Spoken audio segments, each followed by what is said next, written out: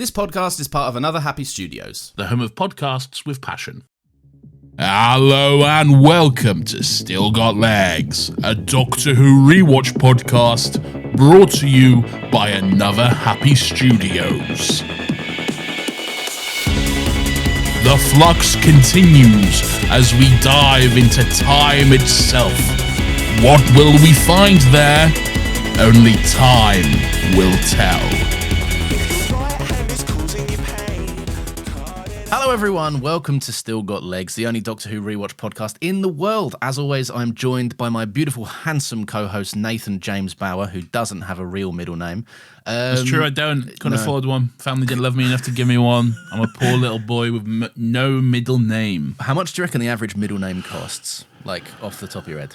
Well, I don't know, but they loved all my sisters enough to give them one. Okay. Ooh. It's like the inheritance, isn't it? By the time it trickles down to you, you're like, oh, come on, what the fuck have I got left? Mate, I'm getting all that inheritance, all right? Oh, yeah, are you first? No, you're not firstborn, are you?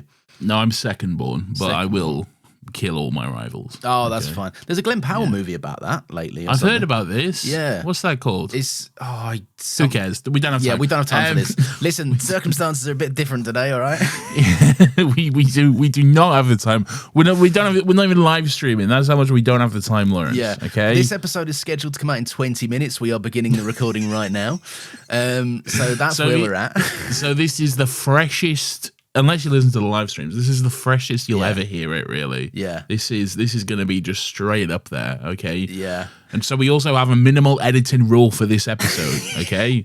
So if you're like, hey, this one either sounds a little bit like thrown together, a bit hodgepodge, maybe that should have been cut for time, don't worry about it. Yeah. Don't worry about it, all right? Also, we'll do it next week, but big announcements to come regarding the editing style that no one likes, apparently. Oh, yeah, that was beautiful. I don't want to say I told you so, but I did tell you so. You can say it now. Do you want to take it now? I told you so. Okay, thank you. I told you so many times. You did tell me many times. I just thought we'd be something. We'll talk about it next week. We haven't got time. It's your YouTuber brain, okay? Yeah, but I keep telling you, your taste is not everyone else's, brother. Okay? No, I know. I'm not a podcast editor primarily. I do edit for some podcasts, but they are the podcasts that like to keep it choppy, like to keep it to the point. And we're known for anything but choppy, I think. Yeah, not this one, baby. Yeah. Anyway, Lawrence, what are we here to do? I'll tell you what we're fucking here to do. We're here to have a good time, not a long time. And we're here to talk about Still Got Legs, which is this podcast, shut up. We're also here to talk about Doctor Who. Oh, it's horrible that it falls on this week, the one where we have to be breezy. But it is episode 169. What's the funny sex number? Anyway. So we got that one out. Now we have to eagerly await the 420 mark. Yeah, exactly. We'll get there. It is Series 13, Episode 3. Series 13, of course, also been known as Flux.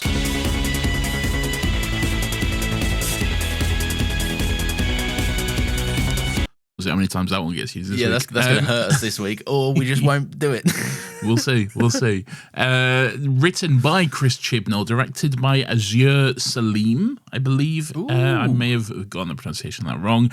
It is Once Upon Time. Once Upon Time. Lawrence, what do you think of Once Upon Time? Not Once Upon a Time, Once Upon a Time. Lord, okay. But Once Upon Time.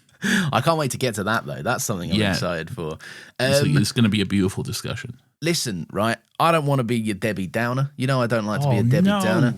This was a real chore to get through this one. I didn't like this. I had fun. I liked this a lot. Did you? I really did, yeah. Did you really? I did. I thought it was really good. Look, for me, this is kind of one of them. It struck me as like one interesting idea that was kind of underexplored and stretched out for a while. And it's the thing that got me about this is there are some moments. This episode kept hooking me back in with some interesting stuff. Right, you get a bit. Name one of them later when we talk about it. Okay, yeah, we'll get to that then. No, but the interesting moments are kind of far and few between a little bit for me, and there's a certain stretch of this that just felt like I was watching the same scene over and over and over again, where a companion's doing something and the Doctor portals in and is like, I'm trying to fix it, time's weird, I'm trying to fix it, something's going on, but don't worry, I'll fix it. And then she disappears and she goes, oh no, time's dragging me back. Ooh, and she disappears. And I felt like I watched that 4 times in a row, probably more. Like it just, I don't know what it was, but this was tough for me to get through this one. Like I kept wanting to stop and do something else, but I was like, I have to get through this in one sitting. Why are you such a miserable bitch? It's not a misery thing. All right, come on, what do you think about it? It is a misery thing. I think it's good. I like it. It's a mystery, Lawrence. It's mysterious. Will the mystery pay off? At this point, I don't know. I can't remember, to be honest. Fair enough. I'm not 100% sure.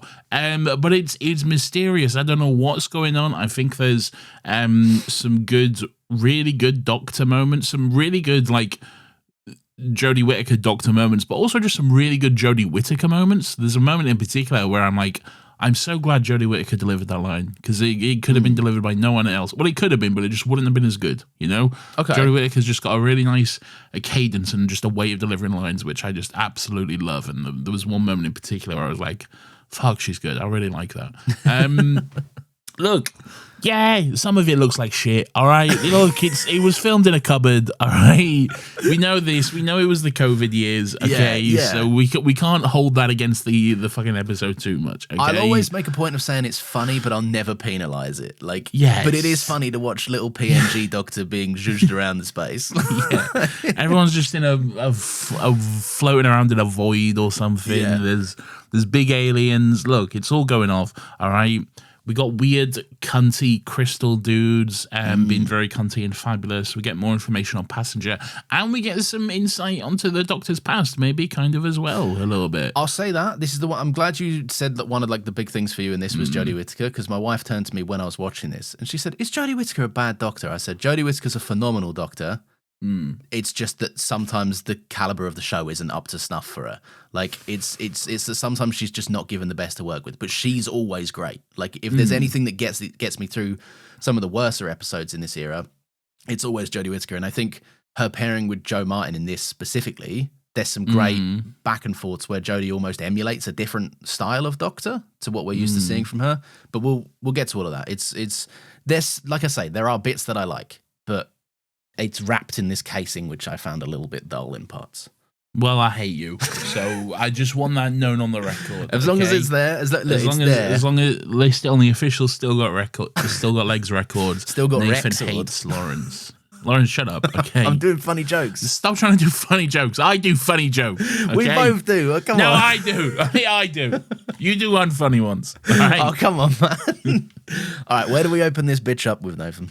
Why don't you tell me? I'll tell you where. We open it up on a planet's surface, okay? There's a woman. Who is this woman? We don't know, but apparently her name's Belle. Yes, okay? yes. And it's her story, I guess, because she's telling us what happened post the flux.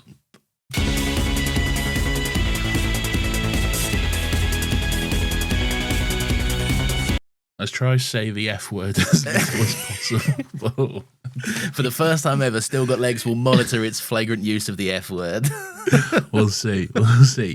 Anyway, so this is Belle. We were introduced to Belle, who's a lovely lady. What do you think of Belle? I like Who is Belle. she? It's mysterious. It is a mysterious. You're absolutely correct. No, Belle is an intriguing character, and I quite enjoyed Belle's inclusion in this. It was very reminiscent of and she's Irish as well, but the little Irish boy. These kind of cut-ins in mid-episode where you're watching and you're like, something's happening here, and I'm intrigued as to it. Yeah, Belle's Irish. No, she's definitely not. Oh, I was getting Scottish. Now you've got me. But I thought she was Irish because she plays O in Sex Education as well. Let me find out the I don't know what Sex Education is, Lawrence. I've never seen it. Okay, fair enough. Nor have I ever had any sexual education. Okay. What's her name? Because this largely depends on what accents we're going to do. Her name is Belle. Belle. Belle, Doctor Who. I'm going to find out who plays her. She's played by Thadia Graham. Thadia. What does that give you straight off the gaff? Well, I don't know, because she's also Asian, so that throws a wrench into the works. Yeah, come really. I'm not sure we can go by like names. Northern Irish. Oh, okay. All right. Well, fair enough. It's the Northern. That's what gets you. Northern Ireland. Northern Ireland. I want to find my boyfriend. No, that's you're doing the Republic. Oh again. yeah. Northern Ireland's a bit more. It's a bit more harsh. It's a bit more like eat your Harsh. fucking meat and potatoes right now. Eat your potatoes right now. No, you're still doing stop it Right now. It's got a certain twang to Twang it. It's to it. like eat your fucking meat and potatoes right now. Eat them right now.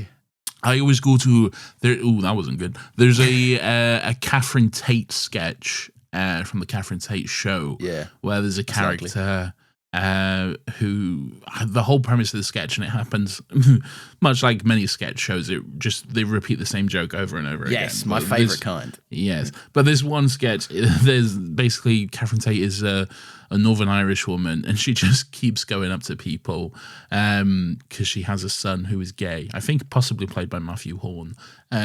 She's Matthew Horn's always in the Catherine Tate. Yeah. But she's just like, have you heard about our John father? Father being like the priest. Yeah. Or whatever. You heard about our John father? He's a gay man now. I've heard you say this before. Yeah. That's a vocal now. stim of mine that's stuck in my brain.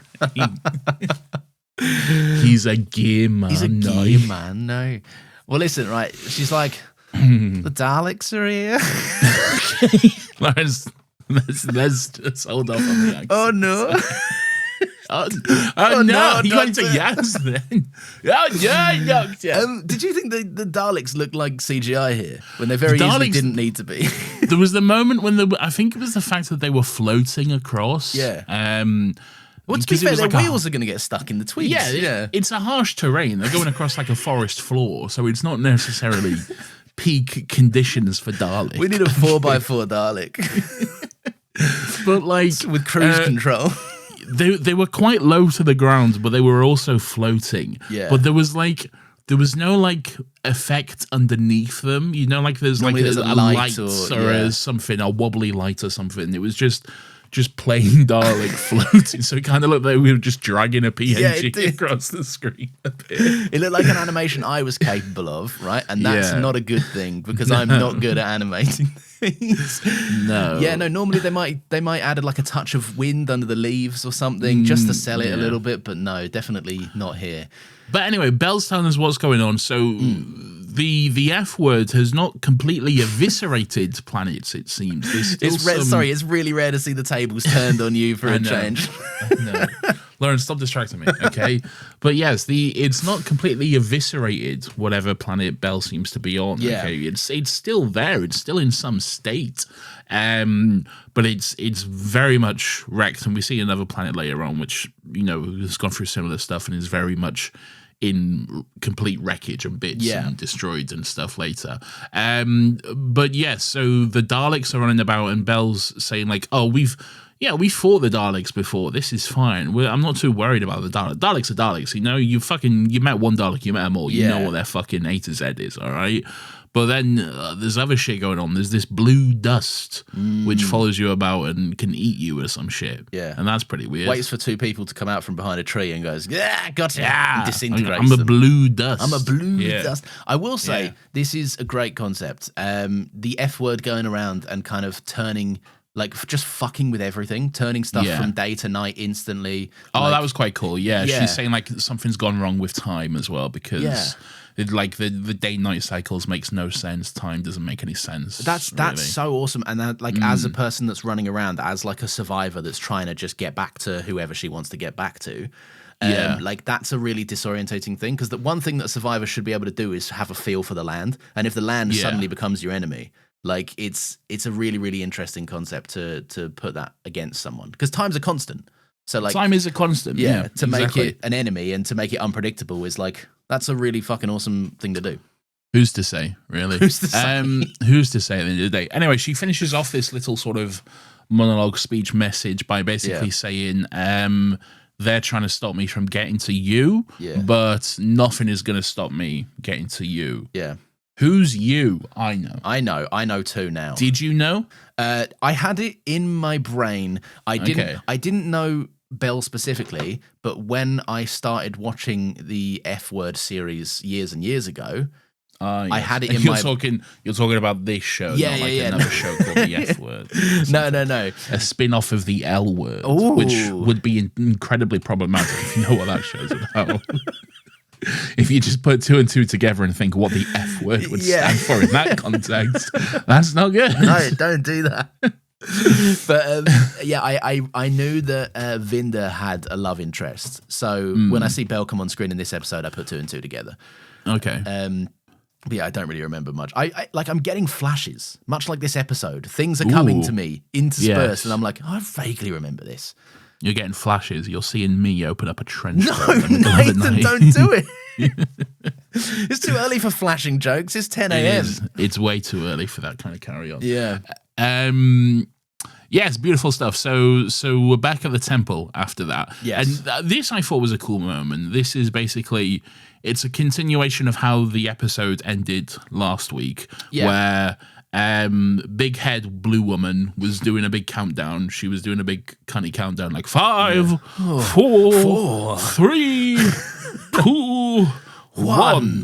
Thunderbirds are go. Is that what she said? I missed that line. Yeah, she said that bit. Yeah, and then big cunny crystal boy was going to do a Thanos snap or whatever. Yeah, and that was going to like pour all of time into Yaz or blast some Yaz shit. with time or some shit. Yeah, and Yaz's little when head you get couldn't blasted hack it. with time. That's pretty cool. I love it when I get blasted with time. Yeah. We Same. could do with being blasted with time and recording this episode, couldn't we? Really? Lawrence, stop it. Okay, there's no time for that.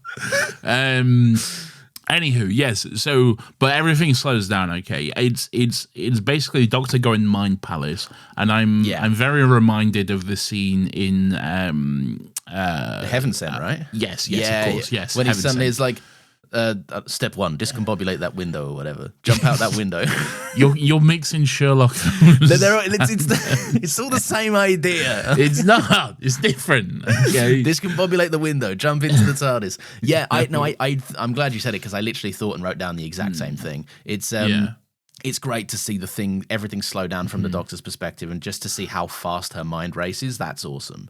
100%. I mean, she even says at one point, John Burroughs once said to me, leap and the net will appear, which is pretty much what the 12th Doctor does in that scene. I'm going to jump and I'll figure it out by the time I get to the bottom. Yeah. Exactly. He jumps out the window, no plan in mind, and then by the time he's gone to the bottom, he's gone inside his mind palace and figured it all out. Yeah, so cool, man. Oh, God. Very cool. Don't remind me of Heaven Sent when I'm watching this, yeah. Yeah, this isn't as cool, I will say. But it's like, the Doctor's like, what am I going to do? How am I going to get out of this situation? Yeah. I'll just move 4 steps and step on the platform. Yeah, exactly. I'll just give Dan a shunt and we'll be golden. Yeah. It is funny, though, just to see like all of that, like how epic it is in Heaven Sent compared to this, where, she just does kind of shunt Dan. And it's filmed, to be fair, it looks interesting because it's filmed in this beautiful slow-mo, and the way they've done it. But John Bishop's just clearly got a face on that's just been like, ooh, and it's really funny. Well, he's been fucking punted across the room. He has been punted, yeah. You weren't expecting this. Anyway, yes, he's shoved onto a pedestal, as is the Doctor. She stands on one, and then she sonics it, and suddenly she's inside time. They're all inside time. They're all inside time. And or space. A cupboard. Or a cupboard, yeah. A big green room, basically. So this does... Yeah, this is naff. This looks bad. This looks very naff. But whatever. Yeah, it's one of them where you just go, you know what? It's a big swing. It's an interesting concept. I'll see where it goes. But yeah, so we kind of do we peel off here? Yeah, we well, basically, yeah. So the Doctor's floating about, the companions are floating about, and then they're all like, "Oh no, Doctor, what is happening?" And then basically they just get pulled off to different parts of their own time stream. Yeah, we're going to go do subplots, basically. Yeah. So the Doctor says, I had to buy his time. Literally, we're in the heart of the time storm. Yeah. And then they disappear one by one, basically. Which is classic stuff from them, I think. Yeah, it's pretty good. This era does like to disappear from time to time, doesn't it? Just, I'm being faded away, Doctor, come get me. Happened last episode. I'm pretty sure it happened in Series 12 a fair bit as well. Pretty sure Yaz Name one time it happened in Series 12. Oh, there was one time. I know that there was one time. It may have been Series 11. Don't make me Name one extend time my it happened. points. Don't, well, no. no, I'm gonna. Let me I'm just gonna. say shit. All right. You can't come here with these sort of baseless accusations. Ooh, Okay. a podcast that you edit. No, I did baseless accusations. What would that be? Just the three of them just accusing each other of crimes. I saw what you did last weekend. No, you didn't. To be fair, they'd make it funny. They'd find a way to do it. Yeah. Yeah. Anyway, I was this is unrelated. I was speaking to Joel Dusha the other day. I saw a film and he messaged me about it, and the crux of it boiled down to us just talking about things that were so obviously true about the film. And then at the end of it, we both had a kind of out of body self-aware moment where we went, it's so good that we can show off about how much we know and understand films. You're both idiots. No, come on, man. Leave me alone. You're both pretentious film cunts. Yeah, I'll take that. That's fine. Yeah.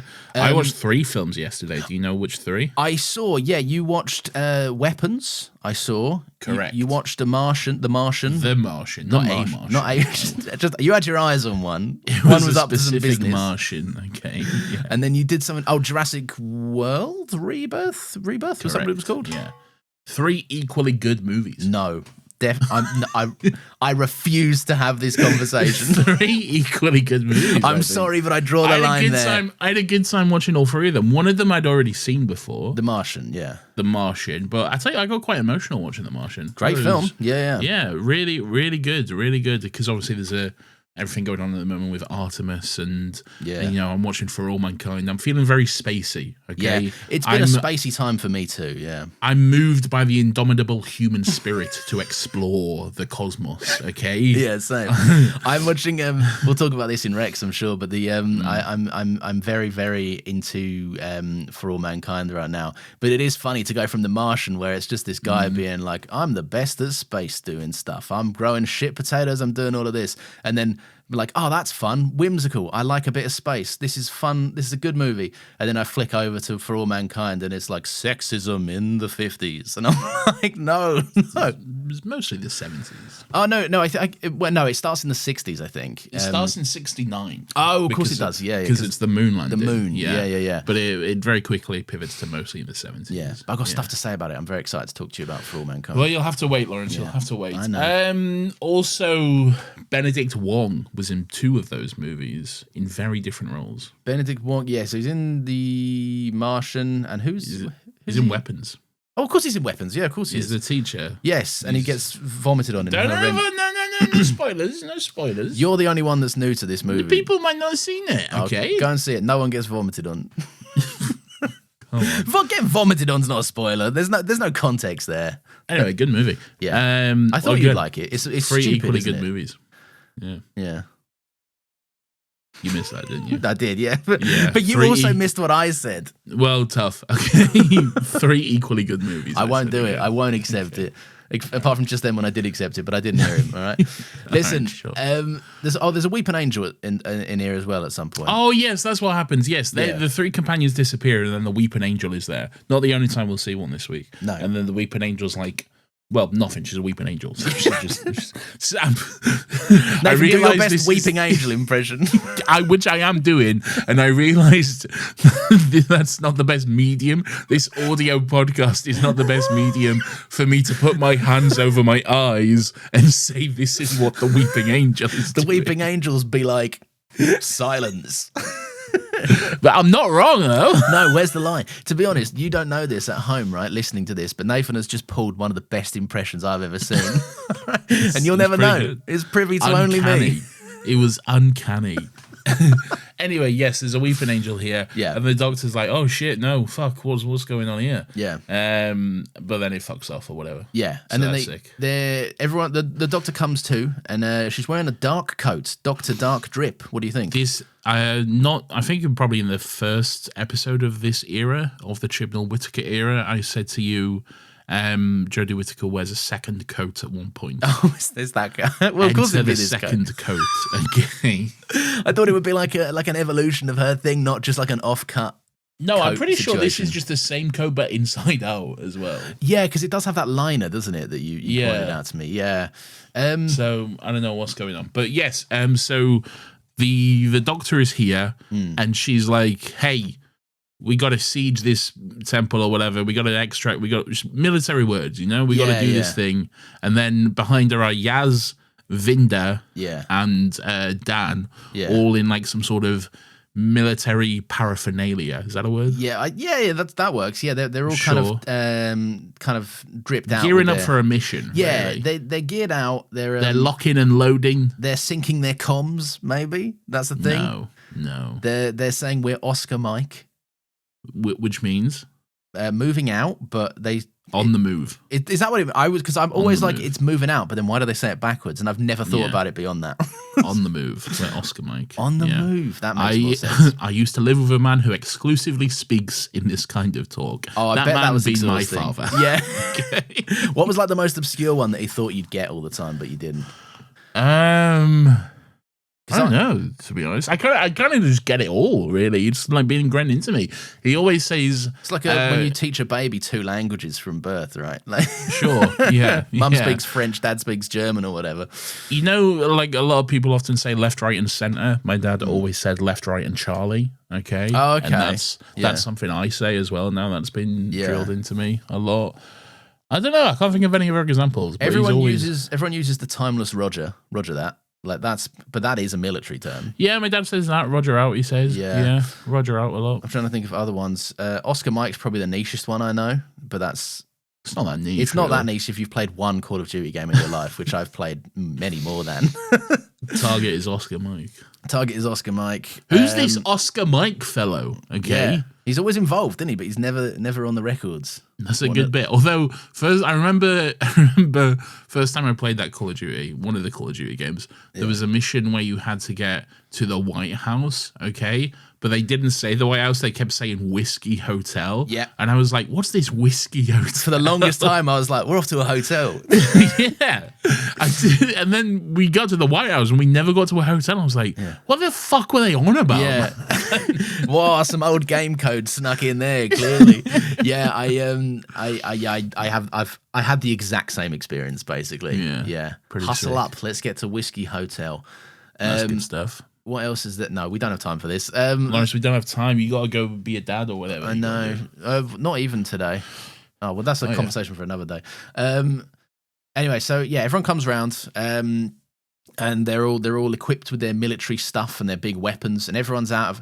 I do like this because you can immediately tell from the writing that some, like, obviously you see them in their clothes and their guns and stuff, but everyone's off as well. Like, it's not the normal companions. Like, it's a weird variance of them that seems strange. Yeah, even the Doctor at first, like, none of them are being themselves. They're all out of character. They're all, like I say, doing this military speak, talking about how they were about to, like, siege this temple or whatever. But then suddenly the Doctor's like, hold on a minute, what the fuck is going on here? Yeah. You shouldn't be saying this. I should. What's happening? And then they're all like, oh, fucking hell, temporal hazing. This doesn't know what fucking day it is. Oh, yeah, and Yaz gives her a spray or something, right? Yeah. Yaz, like, it's like some sort of... Oh, she injects her. Yeah, thing. she does. Yeah. And then they're all like, oh, Yaz loves doing that. And she's like, I do love doing that. What's this, Yaz? What's her deal?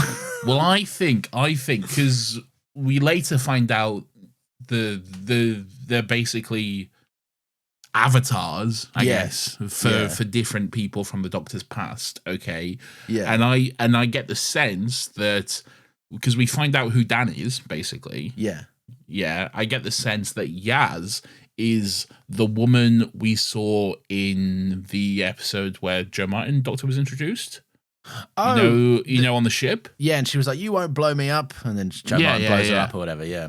I get the sense that Yaz is probably her, and then Vinder is probably the guy that she was living with, maybe. Oh, that could be interesting. That's never I don't think that's ever confirmed. That's just basically my sort of headcanon, because I think that would make sense. They talk about working together for division, which is what this is. That's what we're seeing right here. Yeah.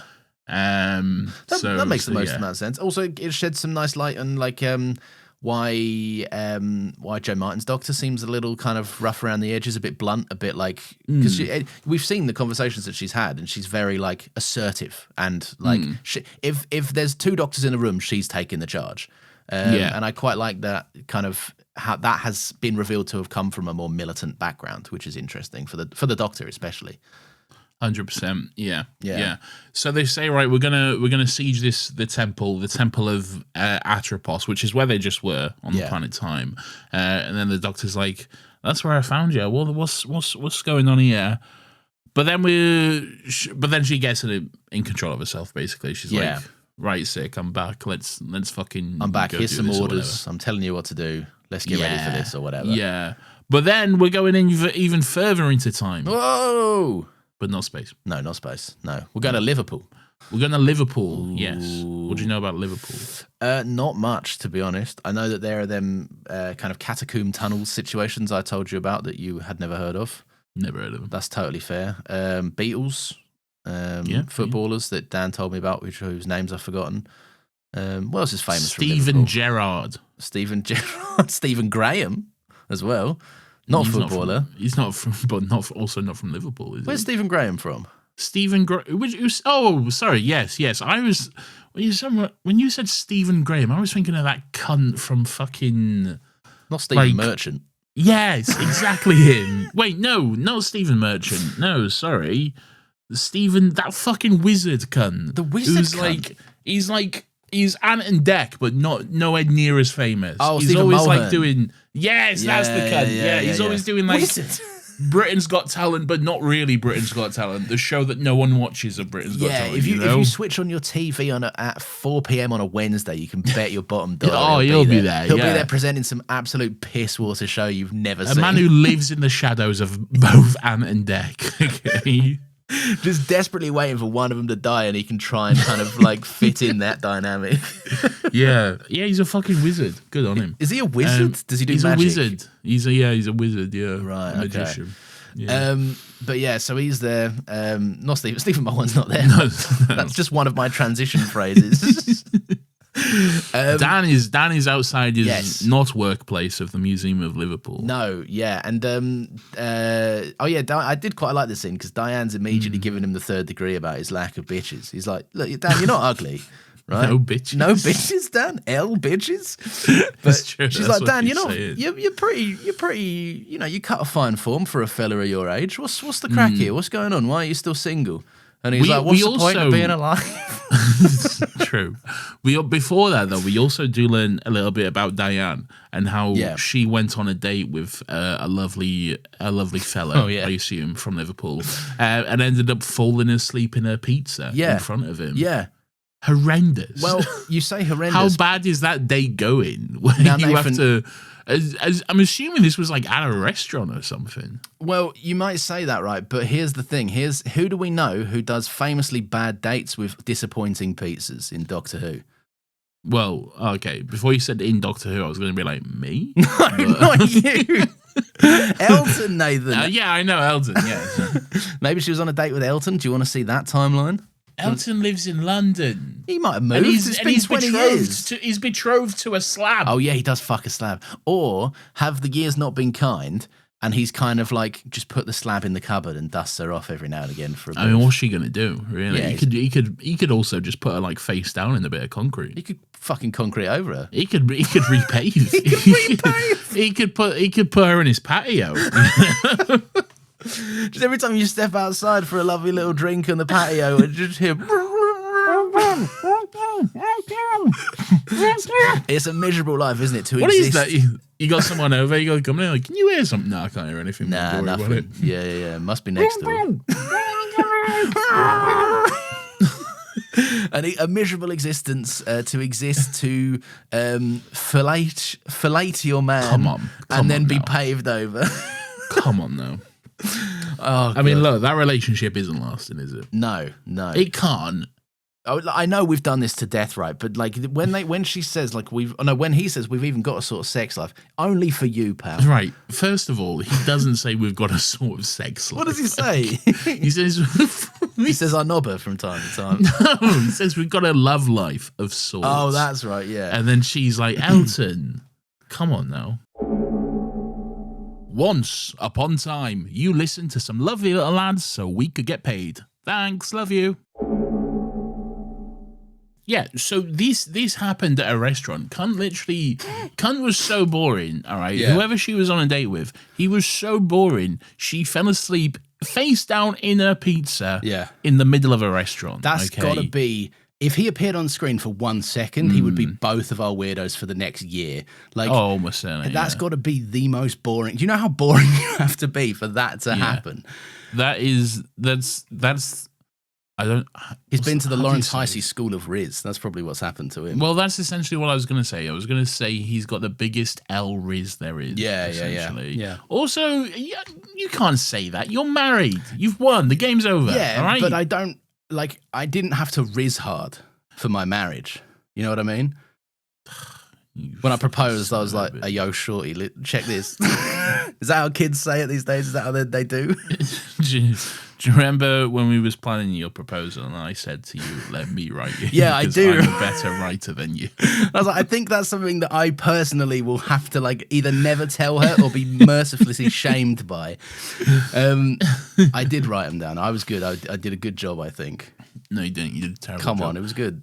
Anyway, yeah, so that's Diane's love life, basically. That's Diane's love life. Dan had one, we found out. Yeah. He did have someone he was engaged to, Got stiff, says around about 15 years ago. But 2 days before the big day, she basically said, "I've had a change of heart. Yeah. I can't stand the idea of spending the rest of my life with you. I'm off, Chief." All right? 2 fucking days. What a truly terrifying thought that is, okay? Mate. That's awful. I can't imagine that. Like, that's got to be the worst thing ever. And, like, look, there are certain people writing in every week that maybe think Dan's not a great guy, right? Yeah. To have any semblance of perseverance after that happening to you, that's brutal. it takes a lot. It takes a lot of character, doesn't it, to go and feed the homeless after your ex-fiancé stiffed you 2 days before your wedding. Presumably you lost all your money, all your fucking deposits. What do you do in that situation? You just like... Have the party, dude. Just have the party. Just have the... Yeah. Have the Go on party. the honeymoon. Yeah, have the party. See how much you drink. If you wake up in the morning, crack on. If you don't, look, it's what it is. That's truly brutal, man. Yeah. It's... What was it? Is there? I have it in my head like a show or a movie where someone just falls out of love with someone. Like they're just like, oh, you've told me this before. I don't love you anymore, and I can't think of what it is. But is it something to do with How I Met Your Mother? No, because I'm sure you've brought this up to me in the past, and you were like, "What a terrifying thought that is." No one just falls out of love in How I Met Your Mother. We've talked about it on another Happy Pod. I know. I can't think of what it is. Fuck, it's going to really bother me now. Yeah, it's going to bother me because it's definitely something I've seen where I think she just falls out of love with him. Yeah, and it's the stuff. Because I remember us having the exact same conversation where we were like, what a terrifying thing, and what can you do? Because I think we was talking about it because we watched that horrible Channing Tatum movie that you made us watch. Oh, yeah, I didn't make us watch it. You wanted to do a wedding special, and it was it was a wedding movie. You chose it. Okay. We could have done anything. We could have done Bridesmaids. We could have done anything. Well, you fucking had the choice, gun. You made us watch this horrible Rachel McAdams Channing Tatum movie. Yeah, where the same kind of thing happens, but different. And they lose memories or some shit, didn't they? Horrible movie. Yeah, that was bad. Anyway, that's going to annoy me. That's going to annoy me, but I can't remember what it is. Yeah, if only we could go back in time and listen to that. Let's stop now. But there's no way we can do that. No. Anywho, if you know, let us know. Yeah, please. If you're like one of those people that re-listen to our podcast all the time, firstly, thanks. Or if you just know what we're talking about, just let us know. Yeah, please. That's also a possibility. So Dan gives us that story, and then horrendous backstory for Dan, but nice character depth for him. Exactly, and to be fair, he uses the pity Riz, I believe, because he tells Diane this story, and she's like, "Oh, damn, that's horrible," or whatever. And he's like, "Yeah." Anyway, yeah, me and you, what we say. When's this happening, babes? Yeah. No, look. Unfortunately, it is what it is, isn't it? If it's the only card in your deck, what are you gonna do? Yeah. He actually doesn't do that, to be fair. No, he's not. He's a respectful man. He is, but he does have a moment where he notices, much like Belle, that time is also fucked here as well. Yes. Because, like, it's suddenly nighttime and they're in possibly a different place. And he's like, was we always here? What time? What's going on, you know? Yeah. And then he sees the doctor as like sort of kind of like a hologram kind of. Yeah, the doctor like zaps in place of the hologram, but there is also is it a passenger? Is that what he is? The big fella? The passenger, yeah. He's waiting. He goes, "You only need the light when it's burning low." You only need the light when it's on your own. I know you love when you let her go. Oh, you let her go. And Beautiful Dan stuff. goes, "Fucking hell, it's passenger." Anyway, that all transitions, and then we cut to. Oh wait, did you like the really? Did you like it when it gets all very cliche horror? When Diane turns to him, ghostly Diane turns to him and goes, "I waited for you, Dan. Where were you, Dan? I waited for you." Yeah, I like that. Cool. I always like it when they do like that's horror 101, isn't it? That's like if you think of a cliche vision to give someone, it's that. I will say there was a moment when I was watching Weapons yesterday, which is supposed to be a spooky, scary horror movie, but I was laughing my fucking arse big comedy. Off, dude. Yeah. Big, very, very funny movie. Like, all I'll say is a chase sequence. At the end, right? So fucking fun. A lot of people do think that they would, like, I did the same where I kind of put it on and I was like, oh, I'm expecting big horror. And there are some big horror moments, right? There was a one moment where I fucking shit the bed. I almost screamed at my TV. Now, if you did that, imagine me. Yeah. I'm almost certain I died that day a little bit and then was resurrected by the power of pure cinema. Like, it's calm down. It's a good movie. Sometimes I feel like I need to knock you down a peg or two, all right? That's why I bully you so much, because you say shit like that, okay? Alden Ehrenreich's great in that film as well. He is. I kept going, oh, it's Han Solo. Yeah, and he's great. From the movie Solo. I loved it. Like, don't get me wrong, I'm not in favour of police brutality, and I think that's a bad thing, right? But it is very funny when, like, the kid just injects him with a needle and he goes, "You little cunt," fucking just beats him up. That punch was quite funny. Fucking could have given him AIDS or some shit, man. Like, don't be a dick. Well, I think he's a bit of a like a germaphobe to a weird extent. Okay, yeah. I feel like it's more his issue than anything else. Yeah, but don't inject. If you're some random little scabby kid, man, don't inject me with a needle. To be fair, he didn't. Well, he did, but that was later. But also, pretty like it was his fault. It was Alden Ehrenreich's fault because he patted him down, right? Yeah. To be fair, he did ask him, but still, come on, man. Yeah. Expect a liar. I know you love the cops. No, we're not doing this. We're not doing this. They should stop and search anytime they feel like they want to, actually. No. You love that. No, I don't. You love living in a police I think state. that's bad. ICE resources in the description. Okay, all right, leave us alone. But yeah, so yeah. Anyway, well, there's a bit of horror vibes going on with Dan. You watch Daredevil Born Again and are like, why is Daredevil beating up the police? What's this about? Oh. Did you see that good guys. fucking awesome shot of apparently the Watcher? Yes. I fucking didn't see it during the episode, No, I didn't but either. I saw it like after. I'm way too dumb to know it's Yeah. the episode. But like after, I've seen it everywhere else. Stuff like, fuck, that's sick, fucking man. impressive stuff right there. Yeah. Just that that's so precise. I mean, it's probably visual effects, but like but it's so good though. Yeah, it's really just well a done. great way of incorporating because big kind of was it Jeffrey Wright and his kind of big dome cartoon head being like, what's going on? That would be weird. I'm the Watcher. Yeah, I'm the Watcher. Anyway, we'll talk about Daredevil at some point soon, I'm sure. Yeah. Now's not the time, Lawrence. I know you love the police and their fascist state, all right? But now's not the time. Well, what's my hero Daredevil beating up my other heroes, the police? The NYPD. Famously never done anything wrong in their life. It is funny how cartoonishly evil the main task force guy in Daredevil is. Though, like, there's one guy that's like, "Why have I got to do that?" And he goes, "Oh, because I fucking said so." It's a pretty accurate description, Lawrence. And then I'm cartoonishly over the top evil. I think is pretty true to life. Actually, that's so sad, isn't it? It's so goddamn sad. Just big meathead fucking bullies. Sorry that they're disrespecting your goat. Listen, okay, right? You got to wear the badge of pride. No, you don't. The NYPD. See that Punisher trailer? No time, Lawrence. Okay. There's no time. Pick a haircut. But speaking of the police. Yeah. Speaking of the police. Yaz is in a police car. Yeah. With the doctor, who's a police Can't wait to now. stop all these crimes. Right. When I said there's a line that I'm so glad is delivered by Jodie Whittaker. Right. It's this one. Okay. Yeah, because this is not Jodie Whittaker playing the doctor. She's like in the Avatar mode. Okay. She's someone from Yaz's, like a cop Yaz worked with.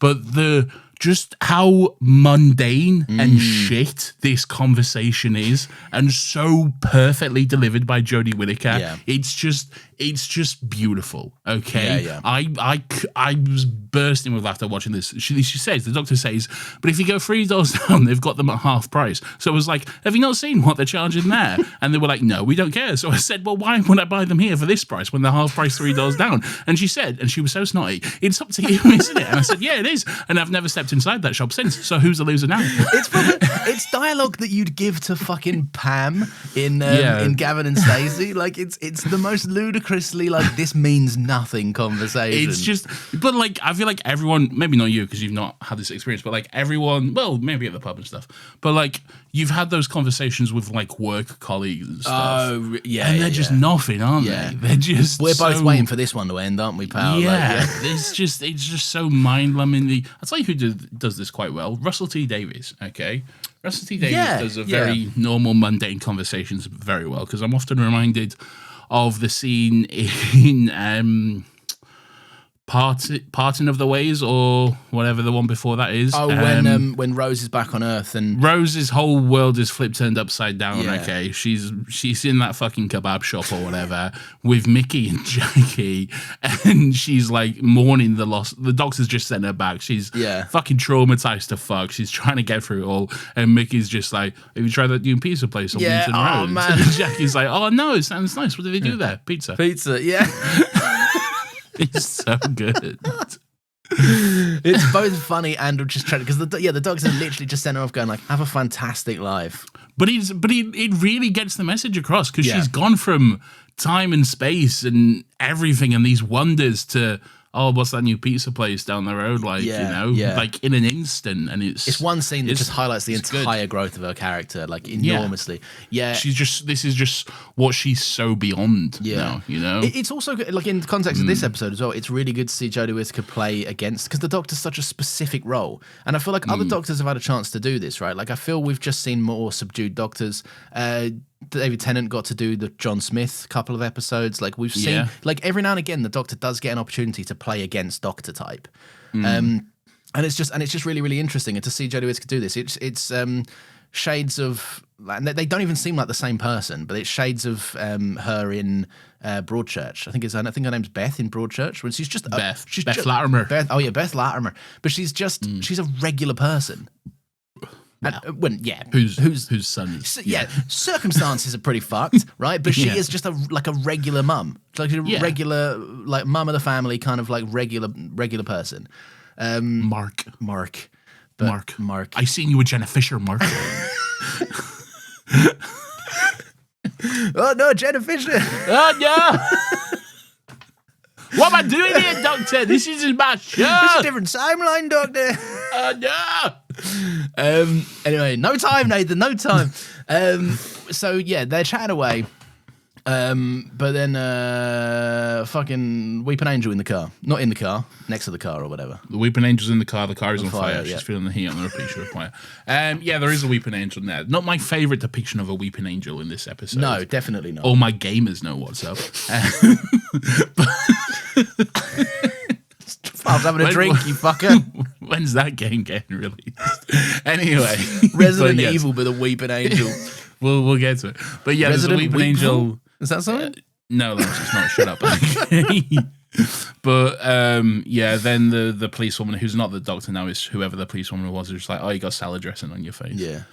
All gone now. Yeah. So that's good. That is good, yeah. I like it when someone points out, I have salad dressing on my face. Do you know, I often get stuff in my beard. Like, I'm a yogurt enjoying man. Right. No, we are doing so many times. Oh, we do. It's true. For someone who has a hard out. I have to go doing in like look at the time code of where the episode is. Look at how long the episodes typically are. Think about stuff that gets cut out of them, and I have to go in 45 minutes. Yeah, that's beautiful stuff, man. Right, so Vinda. Anyway, yeah, the Weeping Angel car situation. All right, yeah. He's having a creep about, or she's having a creep about. Who is the Weeping Angel? Oh, yeah, we're past that. That's Yeah, fine. yeah. Yeah, that's fine. So Vinder is also reliving a memory. I got to say, of all the relived memories, Vinder's is by far the most interesting, I think. Vinder's is very interesting, yeah. First of all, this isn't but who's this Russell Kane looking cunt that he's with? All right. I saw that cunt, and for a moment I was like, is that Russell Kane? No, it's not. But fucking hell, what is happening? He looks exactly like I know, him. you've got to stop distracting me. We're trying to be on a roll. Sorry. Yeah, there's a fun moment in here because he's kind of getting he's been granted honors. He's like, you did good spaceman stuff or whatever. By Yaz, nonetheless. By Yaz, yeah, Commander Yaz. Yeah. So the dialogue made me laugh here, right? Because I'll always like to point out when this happens because it always makes me laugh. And it's screenwriting 101, and I couldn't do any better. So it's fun. It's fun to josh and poke at.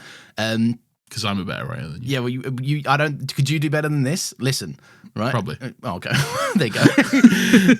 But the dialogue made me laugh because it's Yaz effectively saying, "You were so brave here when you did this thing in explicit detail. Do you remember the thing that you did? You know all about. Here it is. I'm laying it out bare for you, and it's only us good in this exposition. room. No, it's bad exposition. No, it's good. I love it. I think it's good. But yeah, Yaz is the commanding officer, and she's like, "Listen, What else do you want? Do you want a scene that takes 10 minutes and is entirely Mike Myers in the corner where Michael Fassbender comes in and he's like, what's bloody going on here? Is this a thing? What's my... Yeah, it's Inglourious Bastards. Oh God, you know the exposition scene in Inglourious Bastards? I do, where it's literally the exposition scene? Yeah. Do you remember you did Frightfully this? sorry, old chap. Yeah. Once again. I tell you what, though, amazing accent from Fassbender in that film. It's good stuff, yeah. Good on him. Shame he didn't know about that 3. Shame he just didn't know about that 3 situation. You've Rest in peace. You have given the game away. Ah! Wait, they're not French. I know. I do. Very famous. Kill Michael Fassbender. Nine. But yeah, so Yaz is like, look, you're so much good spaceman stuff, right? That you've been assigned to the Grand Serpent, who's the main fellow of this governor or whatever's going on here. In the sky. Nathan. You reckon Bowie knew what he was cooking when he made that? Do you reckon he'd be like, right, I'm gonna write a song so good that there will be a period of 10 years where it's used in every single trailer for a movie that is vaguely related to space? Yeah, if there's so much of a shot of the sky at nightting, you fucking slap Bowie.mp3 You best on there. believe you're hearing Starman.epic version. With trailer hits. Yeah. It's a Starman waiting in the sky. Or if the movie's got more of a somber approach, it'll be a girl with a guitar. Yeah. There's a star. Or a John Lewis advert. Yeah, sure. One of the two. Well, John Lewis Christmas advert. Yeah. Moon pedo. The moon pedo. He's the star. Do you know, I think we're looser-lipped when it's just us and there's no stream here. I think having a hard out makes us... There's something about it. It puts us in silly mode, I think. Because we both know we shouldn't be, and it's naughtier to riff when you're not meant to. It's forbidden. Forbidden riffs. It's taboo. Careless rifter.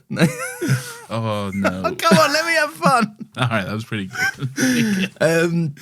But yeah, so yeah, she's like, look, you've done such good spaceman stuff. David Bowie would be impressed, and we're gonna give you two. We're gonna make you the government right hand man now. I guess you did so much good space You're gonna be war. Hamilton to Washington. Yeah, you did good space war, so now you don't get to do any more space war. You get to, you know how that's how it works in the military, isn't it? You're our best soldier. Really We're now going to put you behind a desk. Ironically, it is though. Yeah. Why? Ironically, it is. Like you do a good job, then you're like, you get out of the field. We need more of you on the intercoms for no reason. Yeah, we need you doing paperwork. That's what we need. Fucking never mind the shit that I could be doing paperwork, but I can't go and burst down the doors of a building or whatever. Yeah. Also, you have a much easier job, and your pay is now 10 times the people doing the actual work. Yeah. So that's sick, isn't it? Yeah. Fuck, dude. What a cooked system. It's a flawless system. No, it works really well, yeah. It's a flawless system that works really well. So the doctor's chatting to the Maori.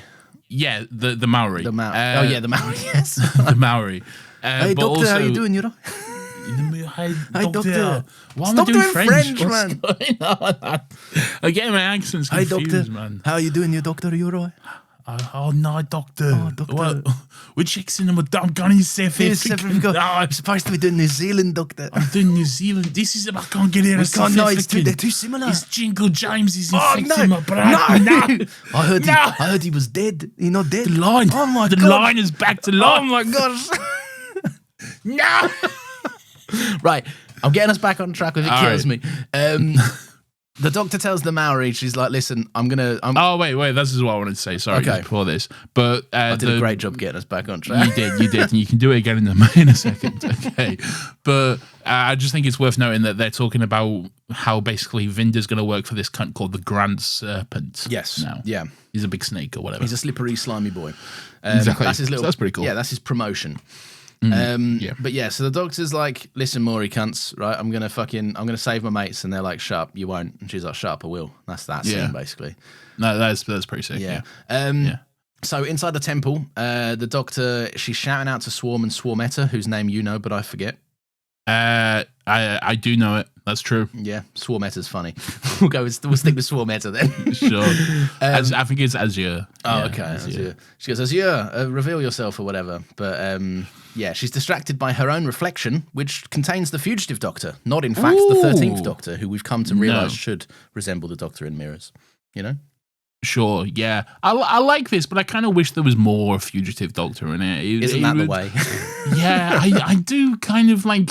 I do think Jodie is really good in this episode, and I think like she has some truly phenomenal moments. But I don't know. I think maybe the flashback sequences would have been more impactful if it was just the Fugitive Doctor. Let Joe Martin really be in it, man. Like, Yeah, why not? Yeah. I don't know. It feels yeah. like the time to do it as well, because if you're deepening this lore of the Doctor and this mythos, and you're trying to familiarize us with a life that she's supposed to have had but not remember, it could be a cool little technique to have us know a bit more than the current Doctor does. You know, You could have even had this moment just reverse it. Yeah. Have Jodie in the mirror. You know, like she's trapped observing it all, which probably makes more thematic sense to what's supposed to be happening. Like, Yeah, exactly. That would be a fun little moment, really. Yeah. Yeah, I don't know. I think it might possibly be a budget thing, really. I don't really know. It's to get Joe Martin in? Like, no, but it's also COVID times as well. she's not in the isn't it? bubbles. She's not in their bubbles, man. She's got to stay safe. She probably did this at home on Zoom. Yeah, you know? Swarmetta and Jodie Whittaker are all in a bubble together, so they can do their scenes. Exactly. We'd laugh, but it's probably accurate. Like, what an insane time that was. You know? You're allowed to go and stand. I've watched one episode of SNL now, so I've now picked up on the fact that you were mocking me in a Keir Starmer SNL impression the other day. Oh, no. I was, but it wasn't intentional. Okay. It wasn't until I listened back to it, I was like, oh, that's where I got that from. It really made me laugh. I'll do anything except take a stance. That was very Donald. Donald, what if he shouts at me? I can fix him. Oh. That Did you guy's see- great at Keir Starmer. He's really good. Yeah. He's also the, I don't know if you saw, but he's also the, what kind of Irish No, I is haven't your done- granddad? I think I saw like 40 minutes of the episode, but I had to go up and do baby stuff yesterday. You need to watch. Highly recommend. It's a good cast. Yeah, no. To be fair, what I saw, I really enjoyed it. The underage. Your husband will look like a Oh, nonce. the nonce. You know, Fucking phenomenal sketch to open the entire Phenomenal. thing with as well. Right out the gate, opens with a nonce joke. Yeah, that's as British stuff, as you man. can get, isn't it? That's our Yeah. bread and butter. Calling your best Made friend me the proud. nonce. Yeah. Yeah, made me proud to be British. Quite There's no frankly. great. Weirdly, it's a term of endearment. If your mate knows you enough and is comfortable enough to call you a pedo, Yeah, you're boys. You're boys. that's how you know you're tight for life. Yeah, really. you don't be casting pedo aspersions on just anyone. Exactly. But Oh fuck! My hat's out for delivery, so we could have another one. I know. So yeah, Future Tots doesn't recognise her. Dan's running away for some lasers now. He is. I saw this and I was like, have I fucking missed a scene? I rewound it. I was like, did I nod off Turns for a out, second? No, Yeah. I haven't. No. He's in the tunnels, just being shot at. Like, what's he been? Yeah. Who's shooting at him? What's going on? Yeah. Fuck no. And who mate. does he find? Our favourite tunnel man. Our favourite character. I say, what year is it, my boy? Who's shooting in my tunnels? That's all every episode he shows up like, my goodness, boy, what year is it? You're Where's making all a the ruckus riffraff?" in my tunnels. Get out my tunnels. And then he fucks off. He's Yeah. like, why is the year fucking 1800? And then he fucks off. Or whatever. Because he turns around at one point and goes, back foul demons, or whatever. Yeah, he does. Fella, what are you here for? Please, at some point, reveal yourself as part of the plot. I have no idea, but I'm so invested. It's going to be shit, let's be It honest. will be absolutely naff, right? But I'm invested in how naff it is. Yeah, the build-up will definitely not be worth it. And to be honest, I kind of never want them to pay it off. I just want this guy. Anytime the TARDIS touches down in Liverpool, I want this guy to get one scene where he walks past and goes, "What's going on?" Ah, shit, what year is it? The companion's like, "Oh, it's 2026," and he's like, "Oh, bloody! Oh, time is not right. Time's not. Something's wrong with time." And he walks up. I don't know why we've assigned the North accent to him, but He kind of does have that accent, though. He's got- He kinda well, he's- does. He he's- doesn't have a Scouse accent. it's a little bit Scouse, isn't it? I thought it was. It's a little bit country. It's a little bit rock and roll. No, what's the? I keep seeing the green screen cut out of the last episode of Adolescence where you got Stephen Graham going, "Are you taking me for a twat? Yeah, you taking the piss?" And then you've got his wife in the back going, "Eddie." What a king Stevie G is. But yeah, so this is the part of the episode for me a little bit where I was, and like I know I like the obligatory scene of Tunnel Man. No, but there's no clarity to any of this. What's happening? But that's what you want. You don't want clarity with Tunnel Man. Right. No, you don't want know. him showing up. You don't want clarity with Tunnel Man, 100%. For the rest of the episode, it's good if an episode has a central mystery to it that we can all get involved in, and throughout the episode, it kind of, you're given hints and clues. Right. There's 15 mysteries in this fucking episode. Yeah, it's too much. That's true. It's true. But Give me a chance, man. You know, the episode. It's not that the episode has a central mystery. It's that the show has a central mystery. yeah. The series, that series, of course, being Flux.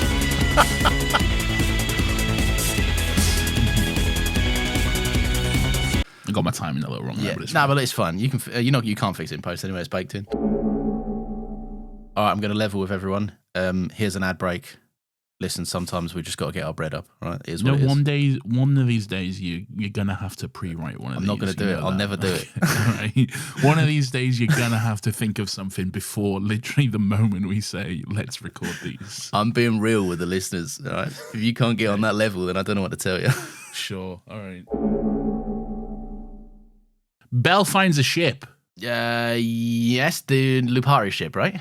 Yeah. Yeah. Is that now? Can be.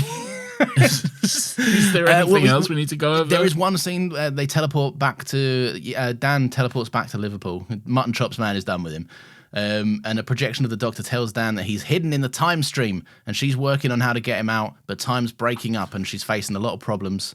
And then, Nathan, we do head over to Belle's ship, but first it's important to note and really communicate to the listeners of this show that we are on sector coordinates 17G T5XN9YRP. Well done, you got that correct. I know. Well done. Thank you, Bro took notes. TARDIS Wiki. Okay. Anytime I miss something and it's not worth me rewinding the TV 5 times to get it all down properly, I just go on the plot summary of TARDIS Wiki because they'll have it. Well, that's beautiful. So thank you for getting us up to date and filling us on that beautiful little scene where the Doctor shows You're up. very welcome. It was a that good scene that wonderful. we definitely needed to talk about. 100%. There's so much to be said. That being said, let's move on. So Belle has found a ship. It's a Lupari ship, I'll have you know. Which is good because they're the strongest ships in the entire fucking universe. It's true. Is it our big dog boys ship? Maybe. Maybe. It's probably the same not. set, but it's... I mean, it absolutely is. Yeah. They're not going to build two for no reason, are That's they? a COVID bubble. That'd be a waste of fucking money, if I'm being honest. Yeah, there's no need to do that. Just dress it differently. Yeah. Anyway, yeah. So it's a Lupari ship. Yeah. And she's like, I love. Is this where she's like, I love this, and I'm flying about and shit? Yeah, she loves it and she's flying about, but it's also very somber. And she's like, look at all these. She comes across a bunch of dead planets and dead bodies floating in the atmosphere. I like this. It's a reflective thing. It's very rare that the F word events. No, don't get your finger. Get your finger off that button. I'm not going to say it. Then. I didn't. Right. But yeah, it's very rare that it kind of gets fleshed out because beyond the cliffhanger of the first scene, we haven't really seen its effects. But No, seeing that's it true. in space, it's quite nice to see a bunch of well, to see that it has devastated the universe. To give it, like, everyone keeps saying it's a universe-ending event, so it's nice to see it actually tearing through some shit and causing some disturbances. It's nice to see some ramifications. I hope Yeah. the show sticks to that. Anyway, little scissor. But there. So that whole happens. That's great. But then we see Vinda with Russell Kane. Yep. And he's like, "Look, learn all you can. Take in what you need to. Okay, I need you to be like very loyal to me, basically. Yeah. And look, also don't say anything wrong or I'll punch you or whatever. You know? Yes, don't say anything wrong or I'll punch you. Yeah, it's interesting to kind of see like the preemptive let's get you trained for the serpent scene, because he's like he's not a grunt, but he's a guy. He's got morals. He's got morals and ethics, and he's basically being told, right, you're going to have to do some compromising shit here, but that's your way to the top, pal. Do it or don't. Yeah. And he's strongly advised to do it. You might have to go against your own, swallow moral your compass. kind of swallow your opinion on some certain things here and there. And boy, does he have to, although he doesn't. But yeah, so spoilers. Yeah, oh yeah, spoilers. Quite a spooky guy. This guy's in Misfits, Serpent. Is he in Misfits? He's one of the probation workers. So now I thought he was Russell Kane. He's not Russell Kane. I only know him as Russell Kane. He's not. He's one of the probation workers in Misfits, which now means we're 2 for 3 of probation workers in Doctor Who. Because the other guy was in the Ghost Monument, and he was like, Doctor. Whatever. Haven't we had all of? No, I don't think. Have we had any of the Misfits cast in Doctor Who? Oh yeah, we had Curtis not too long ago. We had Curtis, yeah. We've had no, that's Eloise Bridgerton is who I'm thinking of. I don't think we get any of the others. No. Do we get what the fuck is brunch? No, we don't have her, because she actually, in a cruel twist of fate, she actually was given real life community service. Had to stop the show. Who we must have had? Have we not had? The guy that plays Nathan, what's his name? Robert Sheehan? The Irish guy? Yeah, we not had him. No, I don't think so. What about Joseph Gilgan? Have we had Joseph Gilgan? No, is that Game of Thrones? No, who's Game of Thrones? Oh, Game of Thrones is Ewan Ryan, I think. Oh, yeah, no, we haven't had him. Not him. No, I don't think we will. It's Slim Pickens for Misfits, isn't it? I guess Slim Pickens, good scene in Friends. Anyway. You don't know what I don't. I was trying to circle it around to Sabrina Carpenter's song "Slim Pickens," which is my favorite. She got a song called "Slim Pickens." Yeah, it's one of my favorites. My wife thinks I'm insane for it. It's a great tune. She goes, "Slim Pickens, if I can't have the one I love, guess it's you that I'll be kissing." She was doing big stuff at Coachella. Yeah, I saw she offended some people. Oh, did she? What she do? I don't know. She cancelled? No, yeah, I don't think so. But she said something. Someone started doing some yodeling or whatever the fuck. Right. Yeah. So, hang on, I've got to thread the line here as well. let's not fall into the same trap our Sabs did. But she said, like, what are you doing? And they were like, yodeling. It's part of my culture. And she was like, all right, strange. And then moved on. I don't think she understood what was happening for her to be intentionally offensive. Do you see that music video she put out lately? I haven't seen it. No, I haven't seen the music video yet. No. Haven't watched it. Get yourself a pillow at the ready. Was it a house tour? Yeah, house tour. Well, you've been crass. Yeah, a little bit. Stop being crass, all right? You're a married man. You got a kid. Yeah, I did. Right? I've got a pair of eyes and all. That's all I'm saying. I'll play this, all right? No. I'll play this to him. But yeah, so, yeah, he starts... Yeah, Vinder's like, I don't want to relive this. Bro's thinking about his Game of Thrones Series 8 filming experiences, I would imagine. Oh, yeah, he's Game of Thrones. I didn't even think about that. Yeah, Vinder of Thrones. I see what you're doing there. You're doing a good joke about how Series 8 of Game of Thrones is no good. Yeah. There's some good stuff in there. Look, it's diamonds in the rough, isn't it? Like, they've all got 1 or 2 good episodes to them. But I'm like, should I rewatch Game of Thrones? I have this same thing every year, and I go, but it ends so badly. Yeah, but it's not about the ending. It's about the journey, not the destination, isn't it? Just a small-time girl.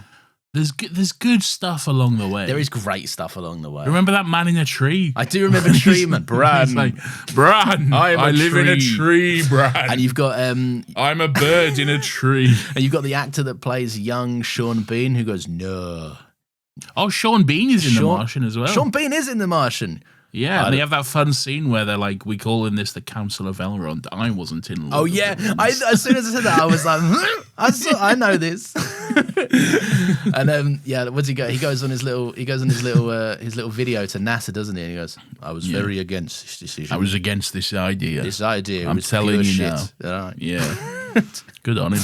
All right, lads. How's it going in space? You may know Sean Bean as the voice of the O2 adverts. Oh, is he? I'm not a frequenter of the O2 adverts, to be fair. Well, I see them every now and then. You see him pop up. Whenever I don't have enough money to pay for YouTube Premium, I see them.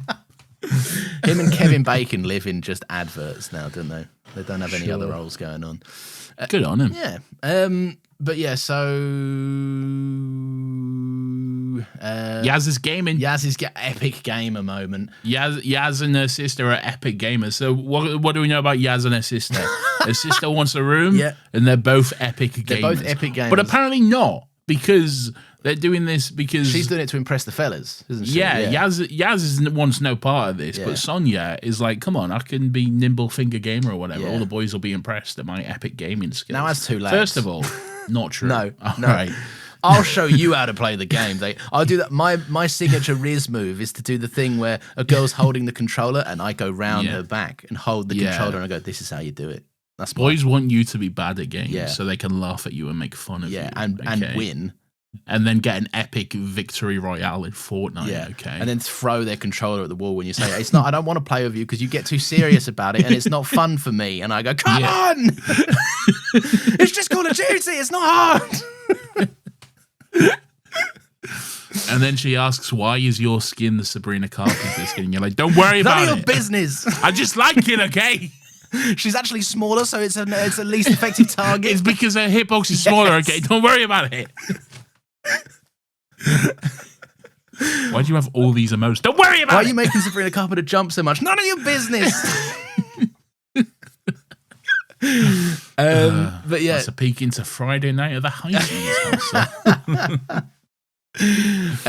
But yeah, so yeah. So no, if anything, it's your fucking wife playing Fortnite. She fucking loves a bit of Fortnite. She loves Fortnite. Yeah. She's all over it. And also, like, she won't mind me saying this because she's not going to listen to it. She would mind if she heard me listen to it. What's she done? She's not even good at it. She's bad at it. She's pretty bad at it. Come on, she's always going off. We play sometimes with her, and then like we're like, where shall we go? Yeah. And she just fucks off somewhere. You turn around, she's already on the other side of the map, and you're like, "What are you doing?" She's like, "I saw a chest." I'm like, "There's chests, like there's 15." I've got to do my quests. Yeah. She's saying quests. She's always doing her daily quests. You got to get those freebie rewards. I'm like, look, I get it.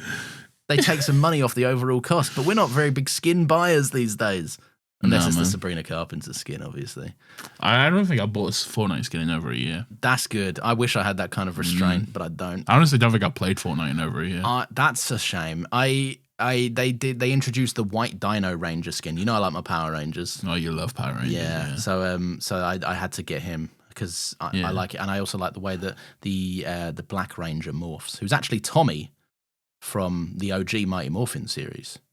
I thought Tommy was the Green Ranger. Tommy's the Green Ranger, but he also is in Power Rangers Dino Thunder as a teacher. He's the same character, but he plays the Black Ranger. Mate, he's been like every fucking color of the rainbow, this guy. He's like been a million Power Rangers. That's crazy. Yeah. Now he's dead as well, which is a shame. Good on him. Yeah. Well, no. I remember I was never massive on Power Rangers. I liked Power Rangers Time Force. Oh, yeah. And none of the others. And then I remember seeing like I probably haven't even seen the episode. Probably like seen a clip on like YouTube or some shit. Yeah. But where like I don't know which one it is. Probably one of the more recent ones, but like all the Red Rangers come back or whatever. Oh, yeah. Like it's like Endgame. There's like a big fucking all the Red Rangers show up and they're like, oh, Dino Thunder, Time Force, and Mighty Morphin. And some of them are middle-aged men. Yeah, and some of them don't take their helmets. Yeah, of course not. Yeah. And you'll be like, why does that audio sound like it was recorded 10 years ago with bad quality? Oh, they're using lines. Okay, nice, good stuff. Yeah, no, man. I'm a Power Rangers guy. We went to the cinemas to see that epic movie. God, that movie sucks so hard. But it's also... And it opened off with a joke about jacking off a bull. What was there? What do they think? This is a children's franchise, man. It's like, have you been milking that bull? No. You gotta make that bull come. Yeah, you gotta make a bull come. Yeah. What's that? What a weird joke to open it with. Wasn't that was the Stranger Things boy, wasn't it? Yeah, Billy? Dacre? Darcy? I don't know his name is pronounced. Max's brother. Max's brother, Stranger Things. yeah, who was a racist or something, isn't he, I think? Yeah, and he's having sex with all the MILFs. Yeah. He fucked Will's mum. We've been there. We fucked Will's mum. We were having all the MILFs, weren't we? Okay. Got our pick of the bunch at the pool. Sure. Me at the local Lido. Line up, ladies. Two men, if they go to a pool, will go in with their shirts still on. Me and my floaties. What's going on, sweetheart? Me getting in the shallow end with all the confidence unearned. It's a water shirt. I suffer from overexposure to the sun.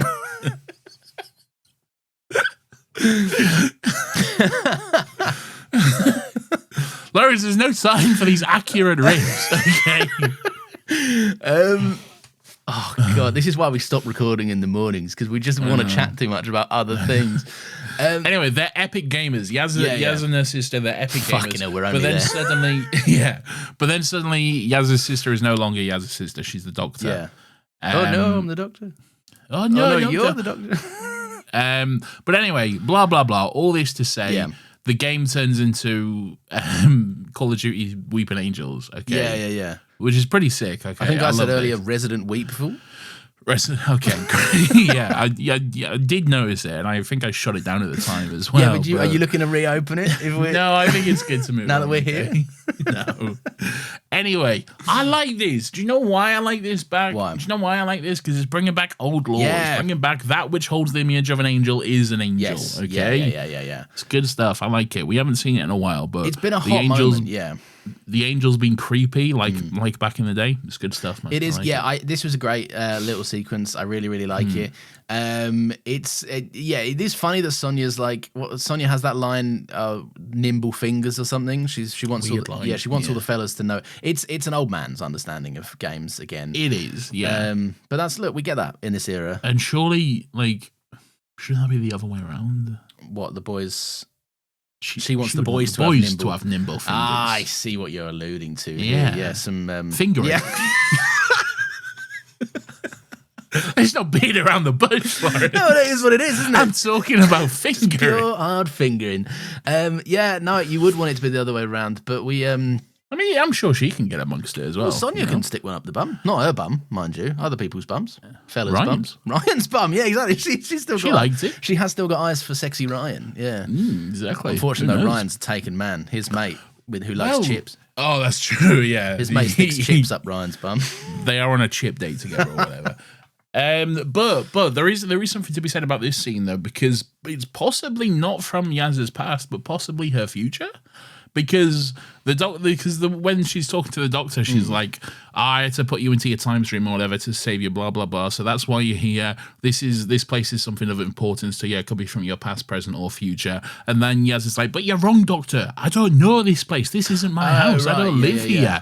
Possibly implying. And Yaz seemed a little bit scared by this as well. Yeah. So in my head, I was like, oh, that's interesting. And they kind of like foreshadowing her not being Yaz with essentially the doctor? getting a future where Yaz is not with the doctor and she's living an ordinary life in a house and stuff, and that idea is enough to scare Yaz. That's interesting. I feel like I can't say I picked up on it at the time, but you saying it back, I'm like, yeah, that's obviously what they were doing.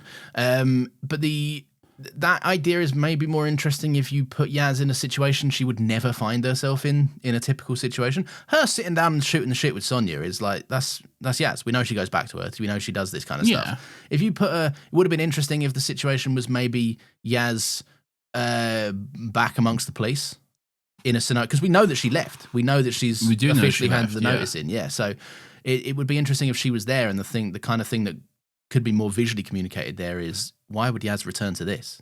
I think maybe because visually we just had a scene of her in the police. Oh, that's true. Yeah. So like it'd be a bit like what's we could learn more about her colleagues' opinions on Satsumas. All right. That does make sense. This is why I'm not a writer. So yeah, you're not right. Yeah, good on me. Not all the writing I do. So it's very explicit. He'll never let me read it, which I think is poor form. You can't handle it, Lawrence. You're not ready. But I want to learn. No. Think about all the things like, nope, not doing that riff. So yeah, the Doctor explains Weeping Angel's lore to Yaz, which isn't like, this is good exposition. This is good exposition because she's refreshing. She's given Yaz the heads up whilst also refreshing the audience because it's been a while. It's been a minute since we've seen him. That's beautiful. And it's a bit of prep for next week, which is all about angels. It is, yeah. Good cliffhanger. So, let's get there. Highlights. Yeah. Yaz, we can talk a bit more about the Smash console in a bit for no reasons. The Smash console? Yeah, remember Yaz picks up the console and just fucking bashes it in, and then Sonya's like, "Oh, what do you want me to be single forever?" All right. Yeah. When you said console, I thought you meant like TARDIS console. Oh, I mean that's also taking a fucking battering in this episode. But it's not here. No, not here. But all right, yeah. She throws the I don't know, the Xbox Station 920 down on the floor or whatever. Yeah. And then I don't know what happens then. Yeah. Well, Sonya's like, "Oi, that's that really." No Riz. Yeah, no Riz. I can't. How am I going to finger all the boys? You throw my console on the ground. Anyway, back in the cupboard. Oh yeah, back in the cupboard. Is this when the Doctor's looking to square up to Swarm and Swarmetta? Yeah, basically. Yeah. And the Doctor's glitching between Joe and Martin. She's glitching between Joe and Martin. Between Joe and Martin. This is good. I like this. This is this is nice stuff. If not, maybe visually a little uninteresting. I'm kind of bored of glitch effects at this point. Yeah, they're easy. They are easy, but that's gets the message across. Yeah, but that's why I'm bored of them. Maybe do something a little bit more interesting. Yeah, I get it. Yeah, that's fair. That's fair criticism. I do love Swarm in this. He's got his. I kind of like Swarm's old head a bit better than his new. His new head sucks. Yeah, and his old head is like it's more menacing. Yeah, I think I 100% agree. And it also sinister and menacing. This new head exacerbates the problem you brought up because it's like cunt's got a turbo head, man. That bro's mega mind. Bro's mega mind in it. Bro's the no bitches meme come to life. If only Dan was here to fire off a classic no bitches. I like this also. He's got like a big long cunty coat as well. Yeah. He's like, I don't know. You can't fault the performances. I think it's very good. They're fun villains because they seem He's a Targaryen in. In Bald Boy. Bald Boy. Good show. You should watch it. To be fair, I've seen good stuff on it, but I always hold out. I reserve things with Game of Thrones a little bit because I also thought the same. House of the Dragon season 1, absolutely my cup of tea. House of the Dragon season 2, I have not thought about it It's since. very contained, though. You could watch season 1 and never go. Oh, really? I think there is a season 2 in production, but it almost doesn't matter. Like, you could watch season 1 and it'd be... And it's also, like, it's very enclosed in that I thought the show was, like... him and this little boy going all over Westeros, doing a road trip, doing adventures, bashing cunts in. Not that at all. The whole show takes place in one setting. Oh, really? Okay. Yeah, the whole show takes place in one single location. Where have we both got this fucking opinion from it then? I don't know. Road trip. I don't know who. I know why. It's because every single fucking piece of media out there in the last 10 years. Oh, The Last of Us, The Mandalorian. It's featured. If it features it's a Wolf and Cub on the road trip. Exactly. Yeah. You're 100% right. Yeah. Yeah. Subconsciously, it's infected our brains. Little bald boy, is it? They're on the road. They've got Bill's car from Bill's It's town. Wolf and Cub on the road. Yeah, no, the whole thing's in one location. Yeah. Fuck. All right. I wasn't expecting that at all. And the episodes are like half an hour long as well. That's one thing you can never expect from Game of Thrones. Is a bit of fucking breeze to it. It's breezy, man. I watched the whole show in a day. Yeah, easy. Do you remember? It's good. Do you remember season 2 of House of the Dragon when Matt Smith was stuck in Luigi's mansion for he 15 was just episodes? doing side quests in Luigi. And then at the end of it, he goes, "I'm ready to be the guy I was at the start of the season again now." Oh, good, great. Well, I'm glad none of this was wasted time. That's sick. That's good. Yeah. But yeah, that's coming back. Yeah, I'll get to it. It's one of them for me. Just watch it. You watch The Boys? Lawrence, there's no time. We just want to catch I have seen Boys though. I've seen right. Yeah. We've seen Boys. We'll get to the Boys. What an ending is all I'll say. Oh, yeah. Very interesting. Intrigued. Anyway, they got to put him down, man. I get no. That's fucking. That was one of the funniest fucking needle drops of all time. That was so good. Lawrence is no sorry. Ending of the first episode though. Also, wait, what? Ending of the first episode though too. Can't remember it. No, I can't get out. There's no time. Okay. What I'll say is. Oh yeah. Good stuff. That's subtle. For all people know, I was just showing you how the Doppler effect works. Yeah, sure. Yeah, I'm sure you was. Where are we? There's no time for any of this. No, there's not. We really need to crack on. So, yeah, Swarm's like, there's a war going on between time and space, and he explains the passenger, you only need the light, is he's essentially a little large prison. He's a prison man. He's a prison. He's bigger on the inside. Yeah. He's basically a walking prison. This is fun. If not a little confusing. It's a bit of fun. You open him up. He's got all kinds of people in him. Apparently Diane's in him. Yeah, Diane is in him. Yeah. We find that out later, I think. Spoiler alert. So how do they get in? I think he opens up and he's like, he sucks him in. Sucks him in? Up his ass? Sucks him in. Yeah, well, no, like his face opens up or whatever. Oh, he's a Dementor type kind of situation. I don't know what that is. Yeah, so he's like, look, there's a war between time and space themselves, which is pretty crazy. That's pretty sick. I love that. Yeah, so that's fun. And it turns out that Swarm goes over to one of the passengers, and does a little tap. You know, they've got this thing where they tap and they go and fade away. They die. Yeah, they turn into F-word energy. Yeah, they do. Yeah, good stuff. Good control. Me and you have big F-word energy.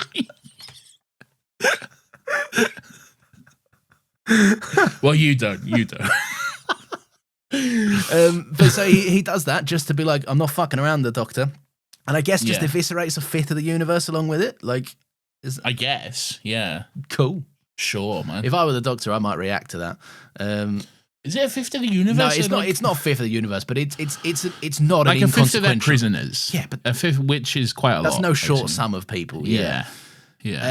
But yes, I at this point my note reads, I've no idea what's going on at this point. All right, sick. But the Doctor explains that one of the passengers is theirs. Secret militant Doctor has had a secret militant plan the whole time. There was basically, I think because they used the same plan again in the future or whatever. But basically, they I think they had a few beautiful Maori boys stashed away in the passenger. You're doing the hacker, yeah. They had a few of them stashed away, and then when like passenger released them or whatever, they stood on the platforms and that was okay or whatever. Sure. I don't know. It's a load of shit, if I'm honest. This ending. Side point: is that okay to say the hacker thing? What? Is that okay to say? Yeah, the hacker. Okay. Why? So whenever I delve into anyone's culture, I just have to be really careful I didn't misunderstand something. You're not saying anything offensive. No, they're doing the hacker. The hacker. I think the hacker's rad as fuck. I think the hacker's awesome. It's sick, man. Yeah. I love it. I love it whenever they do it. I love seeing clips of like in the New Zealand Parliament, like you often see MPs doing it as a form of protest, which is quite sick. And then you have the old white politicians like, oh no, don't do that, don't bloody do that. This is not civil. Like, fuck off, cunt. All right? We should all just do the civil thing where we're trying to do this. We all come to work. Okay, this is a place of work. British politics is a fucking joke in itself, isn't it? Like, I know it is in general, right? But like, whenever you see like fucking like Question Time or whatever the fuck. Right. I love PMQs are on Wednesday. Yeah. It's so good to watch because of how fucking stupid the entire thing is. So fucking dumb, yeah. All these rules and procedures and being like, I have to call everyone like my right honourable friend. But it's just a roast battle. The entire thing. It is. Like, the whole thing's just people doing fucking jabs at one another. You know? Well, if you think that about the economy, then I've got something to sell you, a bag of false goods. And everyone goes, settle down. Order. Where's Burko? Yeah, get him back in the gaff, man. He could control the rabble. I don't give a flying flamingo. Yeah. Oh, you're hard, mate. Yeah. Like I just love it if one day politicians could talk about the policies just a little bit, maybe just a touch. Yeah. But no, it is. It's all just trying to score points. Yeah, that's what it is. It's just 100% get me a fucking viral TikTok clip. Yeah. Me when Jacob Rees-Mogg hits the Renegade on TikTok. What a fucking... Do you know, I don't know what it is, right? I know exactly what it is about Jacob Rees-Mogg, right? But of all of them, of all the Tories, I find the most insidious. I hate him. I hate him with a passion, and I think it's because of the way he talks, right? Yeah, didn't he get unseated at the last election? I fucking hope so. Yeah, because I haven't he seen did. his stupid long head in a long time. He looks like a fucking ghost, Yeah, doesn't he? does, He looks yeah. like the ghost. He looks like the ghost of a dead man who, like, from 50 years ago. All that salary, bro. Buy a suit that fits you. You fucking rack. Yeah. Like you just. Oh man, I don't know what it is specifically about him, but just the way he talks just makes me want to hit He's a him. fucking elitist. No, but the rest of them cunt. are and all. But there's something about him. It's like one of them where if I came across him in a purge, I'd be like, oh brother, I've been dreaming for this. I've been waiting for this one. You know, like Bane, who just picks Batman up and snaps him over his knee. I feel like that would be very achievable with Jacob Rees-Mogg. Oh, 100%. Yeah. He's like 7 feet tall and like fucking weighs about 15 pounds. Bro's a noodle. Bro's the embodiment of a little pasta piece. He's is there a joke to be made, Jacob? You know when you mog someone, is that a saying the kids are doing? Get mogged? Mogging. What's mogging? Mogging is like mogging is like beating. Like we're beating you. We're beating. Something. Oh right. So we're rinsing you in this basically. Yeah, kind of. Yeah. If we're getting mogged, is to say like they're doing something better than us. So if I were to Jacob Rees-Mogg I think welcome back to two men woefully out of touch with the youth try and say slang words that we don't understand.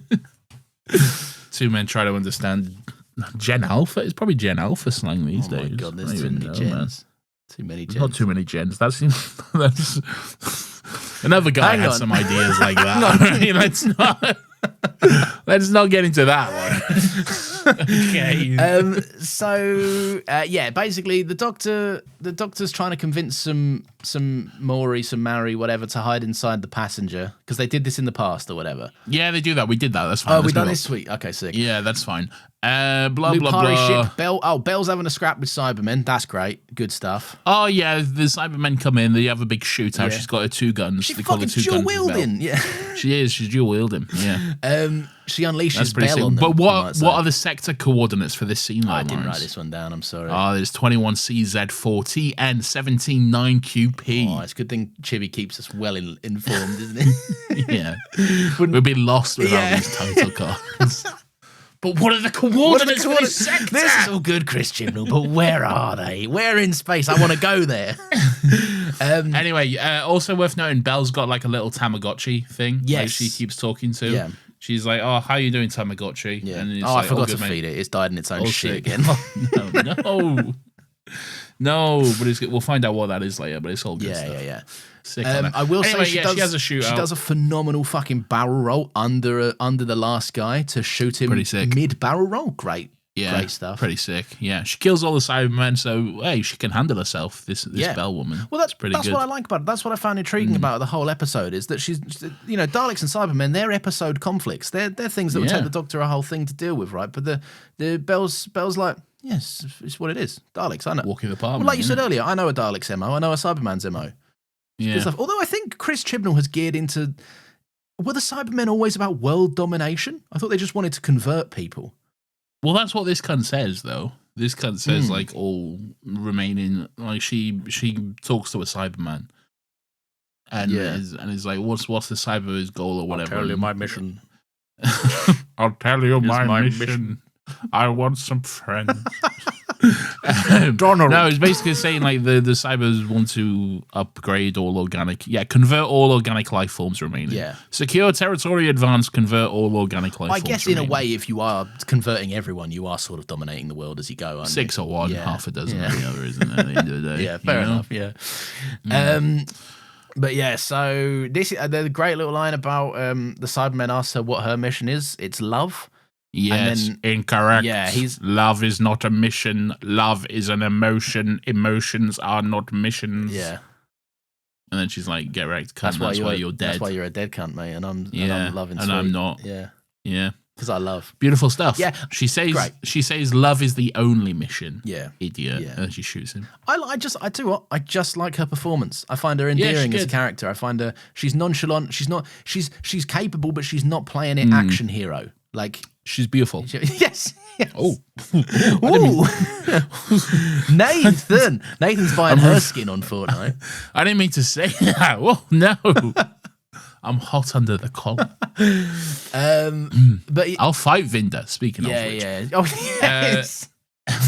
so Vinder's with Russell Kane again. Yeah. And they're having a meeting or whatever. Russell Kane, who is the Grand Serpent, is having this big meeting. And he's like, hey, Vinder, you can switch off the recording now. Thank you. Yeah. This is the equivalent of a police officer turning off his body cam, essentially. Yeah. Although in this instance, the person with the body cam is hesitant to do it and not enthusiastically really over the moon. Yes. Yeah. Yeah, 100%. Yeah. But Vinder's like, I'm duty bound, cunt. I don't know if I should do that. And he's like, was I unclear, you bitch? Yeah. Turn it off. Yeah. So he does. He says stopping the recording. Side point, state of the world conversation quickly, right? Here we go. We got time for this. Everything. Yeah, we don't. Everything. It's horrible. Yes.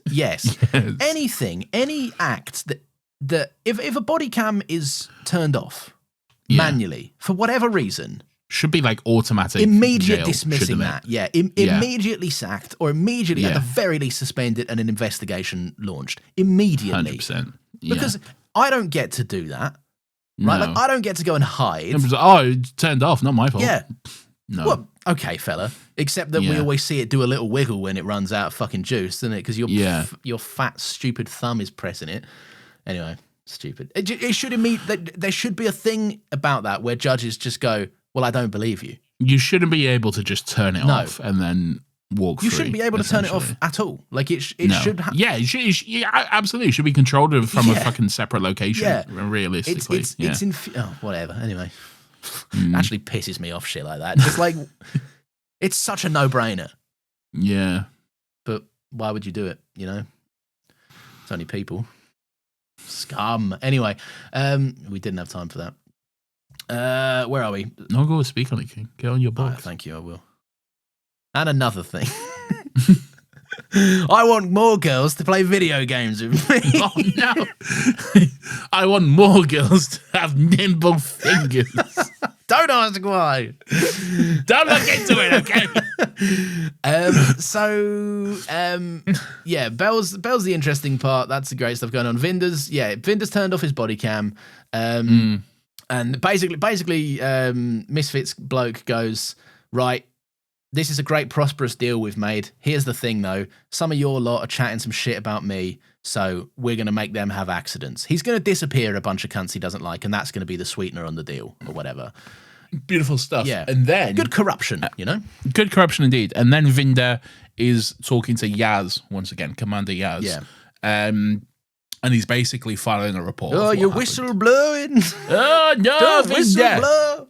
No, whistleblow. No, he should. He should absolutely whistleblow. Yeah, whistleblowing's cool. Exactly. He's whistleblowing. He's basically saying, you want to file this report? There's blah, blah, blah. There's no evidence on the recording. Yeah, no, he asked me to stop it or whatever. Yeah. Good stuff. Is this the moment where he's like... Yeah, because this is the moment where, like, Yaz as the commander... I feel like I have to stress that it's not actually Yaz. Yeah. It's Yaz as the commander is saying, like, so, like, look, I can submit this or I can not submit this. Yeah. What do you want to do? Your career. And then I think there's just a really cool and interesting moment, just a really good moment from Vinder where you just see him like, don't make me relive this moment. Yeah. I don't want to relive this moment, you know?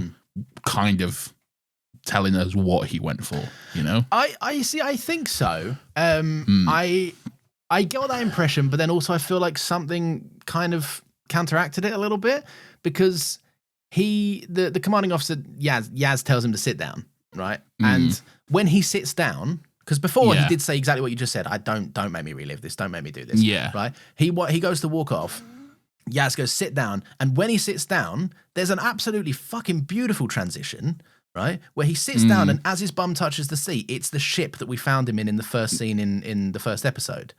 Outpost Rose. And I'm sat there thinking, yeah, he's clearly... Because it makes it seem like he's gone, I betrayed myself there, and I didn't whistleblow. But it certainly seems like he did whistleblow for a state of his consequences. That's true, actually. Yeah, so it's a little bit conflicting. Or maybe he didn't whistleblow. Yeah. And then it still got back to him anyway that he tried to whistleblow and he went, fuck you, off you go. So he betrayed his morals and still faced the consequence for it. He does say the script literally says, though, don't make me relive this line. Don't make me relive this bit. People need to know the truth. Submit it. And then it says, sit down, Commander. Yeah. I don't know. One way or another. The line, don't make me relive it, really makes me think that he chose not to. It seems like it's the shame of it, isn't it? It's the shame. It's that's my weakest moment. Don't make me watch that again. Like, I've grown since then. Yeah. You'd almost think that, like, him submitting it is something he would be proud of, really. Yeah. Like, he ended up in the shit show because of it. But you stay true to yourself. Or is he like, don't make me relive this because this is what separated me from the woman I love, and that's now probably it. Yeah, that could be it. I think that's probably it, because he then is then the very next thing happens is like, I got one phone call. Hope this gets to you. So he clearly is thinking about that in that time. Interesting. Yeah, either way, I think regardless of what way you play it, even if they've intentionally left it open for a bit of interpretation, it adds depth to him. And I think this is one of the moments of the episode which, overall, I'm not the biggest fan of this episode, but this is certainly a highlight of it.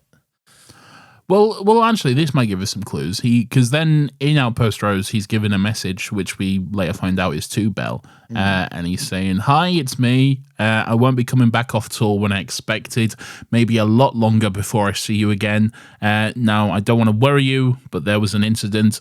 I was immediately reposted. Look, I can't say anymore because I'm sorry. I was doing the right thing. I'm permitted one message.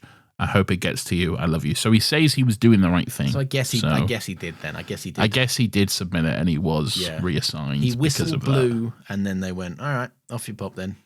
Which legally shouldn't happen. Legally, a whistleblower should get immunity. Yeah, but I think that never happens, does it? Well, that's often. That's a really fun dream. What should happen and what does happen are often two very different things. Really. Yeah.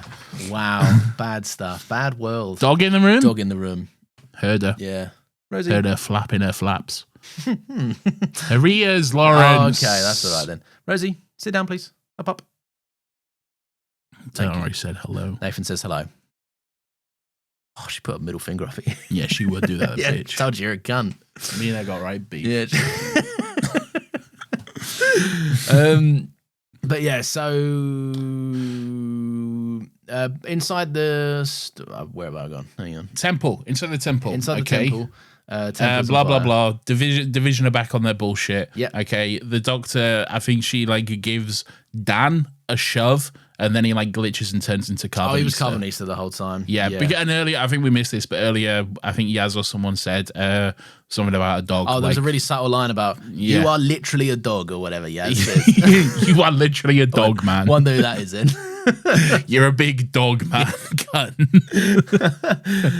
It's very subtle. Yeah, I don't know if you picked up. It was nice and subdued. Yeah. They rescue hostages or something. They take one of the passengers. Right, stop doing it, okay?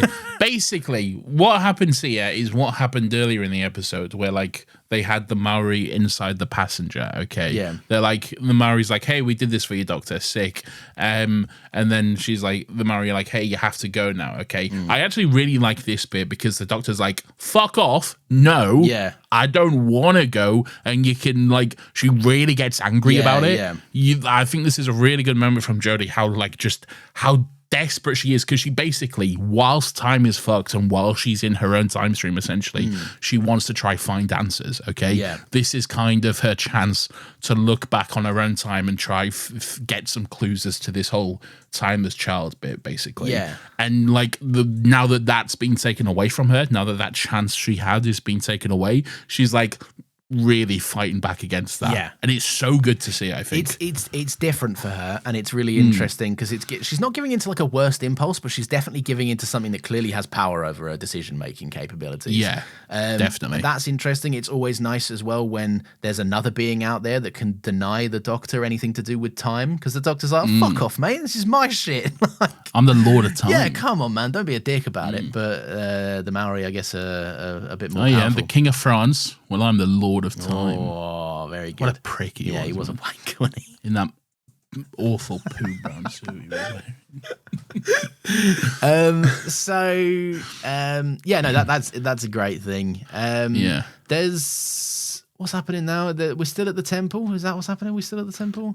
No, so they have that moment where the Doctor's like basically raging against the machine being the Maori at this point. Yeah, nice. And she's like, just let me have some fucking explanation. Yeah. And then they do a big time thing, and then she's in some unknown place, and there's some unknown older woman who's like, hey, stop fighting now, Doctor. And she's like, who are you? Where am I? I do like how immediately kind of like random it is. Like, there's just an old dear here, and she's like, hello, the Doctor. Do you know who this is? Yes, I do know who this is. Okay, you do know. This was one of them things that unfortunately I remembered as soon as I saw her, and I went, oh, fuck. Yeah. All right. I remember. Yeah. So we know who this is. It's somewhat of importance, but we won't say. No, we wouldn't. We couldn't do that to anyone listening. No. But yeah, she comes in and she's like, she gives a bit of backstory on the F word event. Ah, yes. The floods. Fucking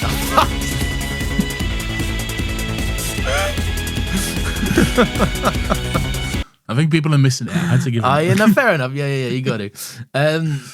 But yeah, she's like, look, the F word event, that's the thing that's done all the damage, right? But it's also done all the damage intended. Ooh, so yes. Someone's controlling this. Yeah. This is interesting. Yes, this person, whoever she may be, a big mystery, says that the F word is it's not a like naturally occurring phenomenon. No. It's made. It's intentional. It's this universe is over, and basically the F word is the reset button. Yeah, essentially. Yeah, it's what's being used to purge out the universe and to start over. Essentially. Yeah, it's intriguing. I'm glad that we're getting some, because this is now 3 of 6. Yeah. So I was starting last week. I was starting halfway through. Yeah, we are, and I was starting to worry last week. I was like, I like the Monster of the Week stuff. It's interesting to me, but we're gonna see what's happening here. So that's good. But before any of that can kind of be explored on too much, Swarm comes in and goes, "Oi, Dan, got your missus." Got your missus in there. Yeah. And then the passenger is like, I Am a Passenger by Iggy Pop. Sure. And I also contain Diane.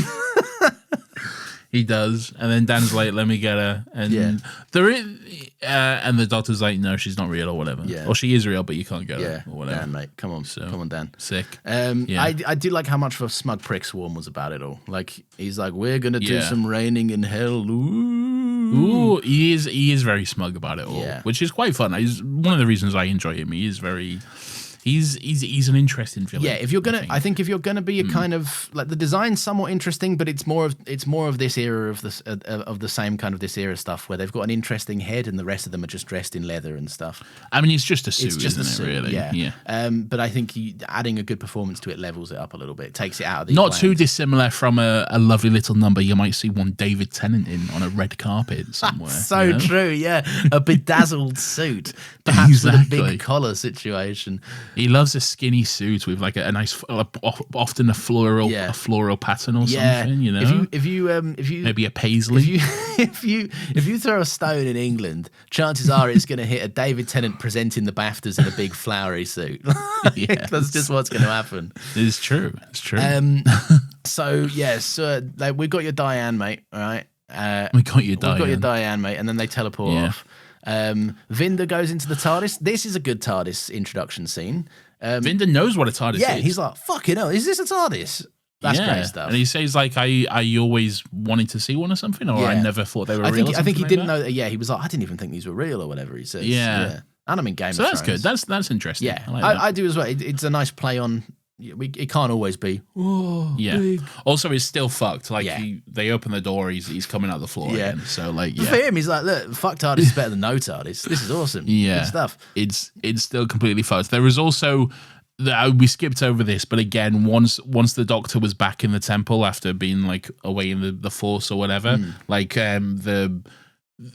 she has a bit of a moment where she's snapping back against Yaz again, just again being like angry that she was pulled out of the Time Force or whatever, and that her opportunity to find out more information was taken. Yaz is for real a punching bag, man. Like Yaz is getting the brunt of some shit, man. Yaz, man. The Doctor's a bit of a dick to Yaz in this episode, man. It's not fair at all. Yeah, does everything have to be a discussion?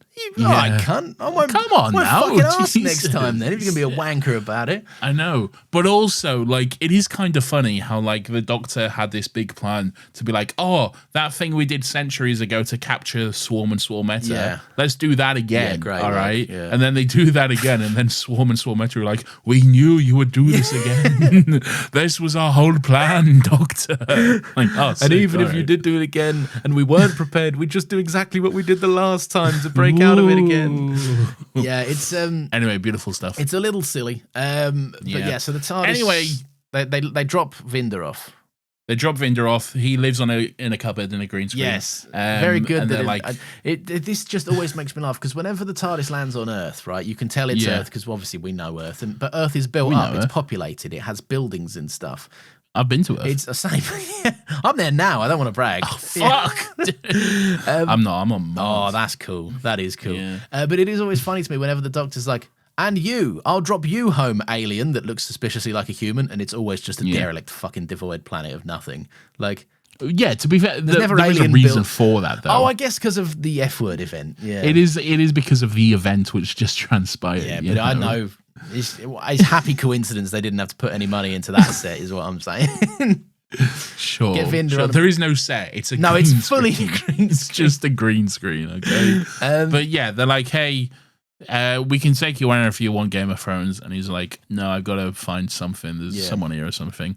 Doctor, could and I they give maybe him a little... finger the TARDIS to find my girlfriend? Nope, that setting's broken. Doesn't work. Forgot about that. Don't worry about it. But they give him like a little, I don't know, let's call it, it's not a phone, but for argument's sake, let's call it a phone. Yeah. And then they're like, hey, press 0 if you want to get through to us, stay in touch or whatever. Yeah. And off they go. Off they go indeed. Off they Definitely go. not the last Into we see time. of Vinder. No, it will not be. No. Into time and space. We get another little moment of Vinder's walking along this planet. And then I think we hear Very anime, the this. message. What? Very anime, this little sequence. I don't like. You've seen one anime. Yeah. So sorry, I should say it's very Attack on Titan. This. All right. I've been getting the itch to rewatch it. Oh, really? I'm like I should rewatch that. It is It's good. man. I'd like to watch it again now that I know where it Yeah, ends. you should. Because I'm sure I missed a bunch of things. Yeah. But no, the reason I say this is very ending of an Attack on Titan is because it's one character's in one place, another character's in another place, and they're going, I will find you. I will do it. Like, it's very, like...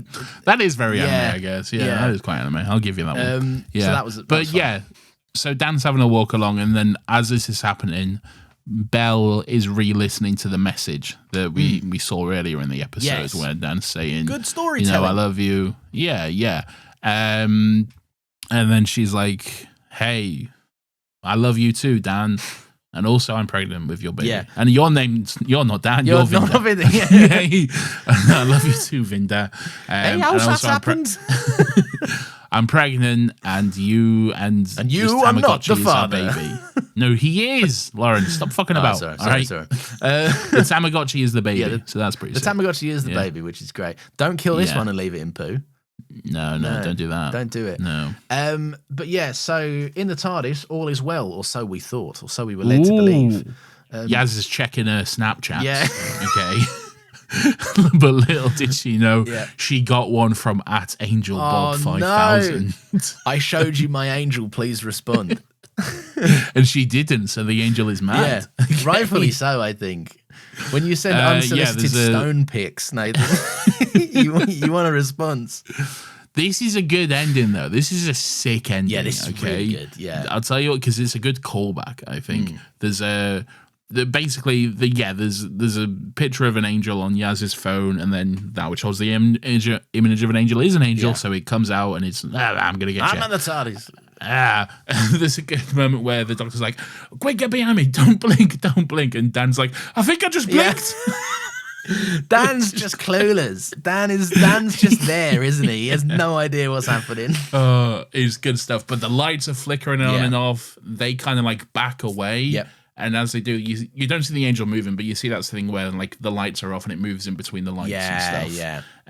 So when the lights come on, it's in a different position. They did my favorite thing. They brought back an RTD classic where they wanted to show the chaos moving, but obviously you can't show the angel moving, even though sometimes you can. But they're clearly going for the approach where you can't.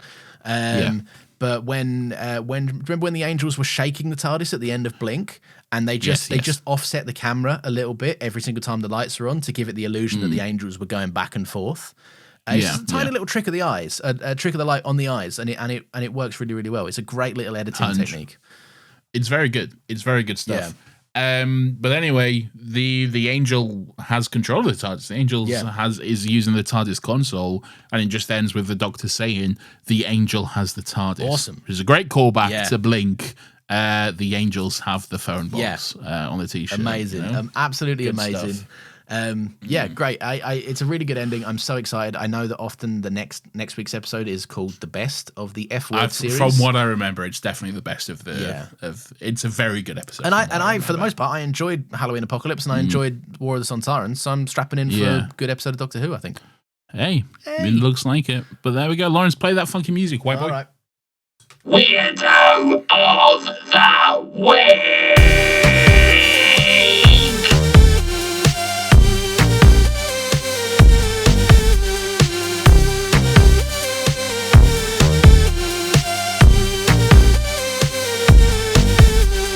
Weirdo. You have 13 minutes. This is everyone's favorite section of the show where we get to take a chance to look back and reflect on some of the weird and wonderful and grubby little characters who come across our screens each and every week. Why are we doing that? That's gross. Lawrence, who is your weirdo for this week? Sonia, Nathan. Yaz's very own blood Sonia. Because of the fingers? No, not necessarily, right? But I actually went for a different approach because I thought, look, we always call people sexual deviants on this segment of the show, right? You do. I've never done anything of the I'm sort. sure that's not true. Eagle-eared listeners prove me wrong. I've gone for Sonia because I actually found her quite endearing in this episode, right? It takes guts to put yourself out there and to try and put yourself into new interests just to purely open up the dating pool, right? See what other kind of options open themselves up once you experience a bit more of this beautiful thing we call life. And I also think the patience in which she's doing so with is very admirable, right? She's learning a new thing. She's not very good at it. And then Yaz smashes her console to the ground and she doesn't shout. She doesn't scream. She's like, come on. What the fuck, man? It's pretty bad. I don't know. I found Sonia to be very agreeable here. And we were always chatting about which of the sisters is owed the bedroom. It's clearly Sonia. Clearly the temperament is...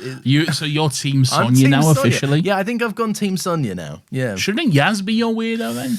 For smashing it, yes, but I think I in this instance, I'm using weirdo in the context that I think Sonia is... Affectionate an endearing oddball. Weirdo brackets affection. Yes, yeah. Okay. Not weirdo brackets sex deviant. Okay, sure. So yeah, right. I'm going Sonia. I'm Team Sonia. I'm Sonia Maxing. You're Sonia Maxing. Okay. Well, I'm Swarm Maxing. Okay. Specifically Old Swarm, really. Yeah. Just because, again, I really like the vibe of Old Swarm. But I think his look is much better, both from like a makeup prosthetic point of view and also a wardrobe as well. Yeah. I really like the long coat that Swarm wears in like the flashback sequences. And he's often described as like a very cunty villain. Like he's very like, like, not, you know what serving I mean cunt. He's serving, as it were. Hey, mind if I eat? Wow, Swarm's left no crumbs. Whoa, I just ate.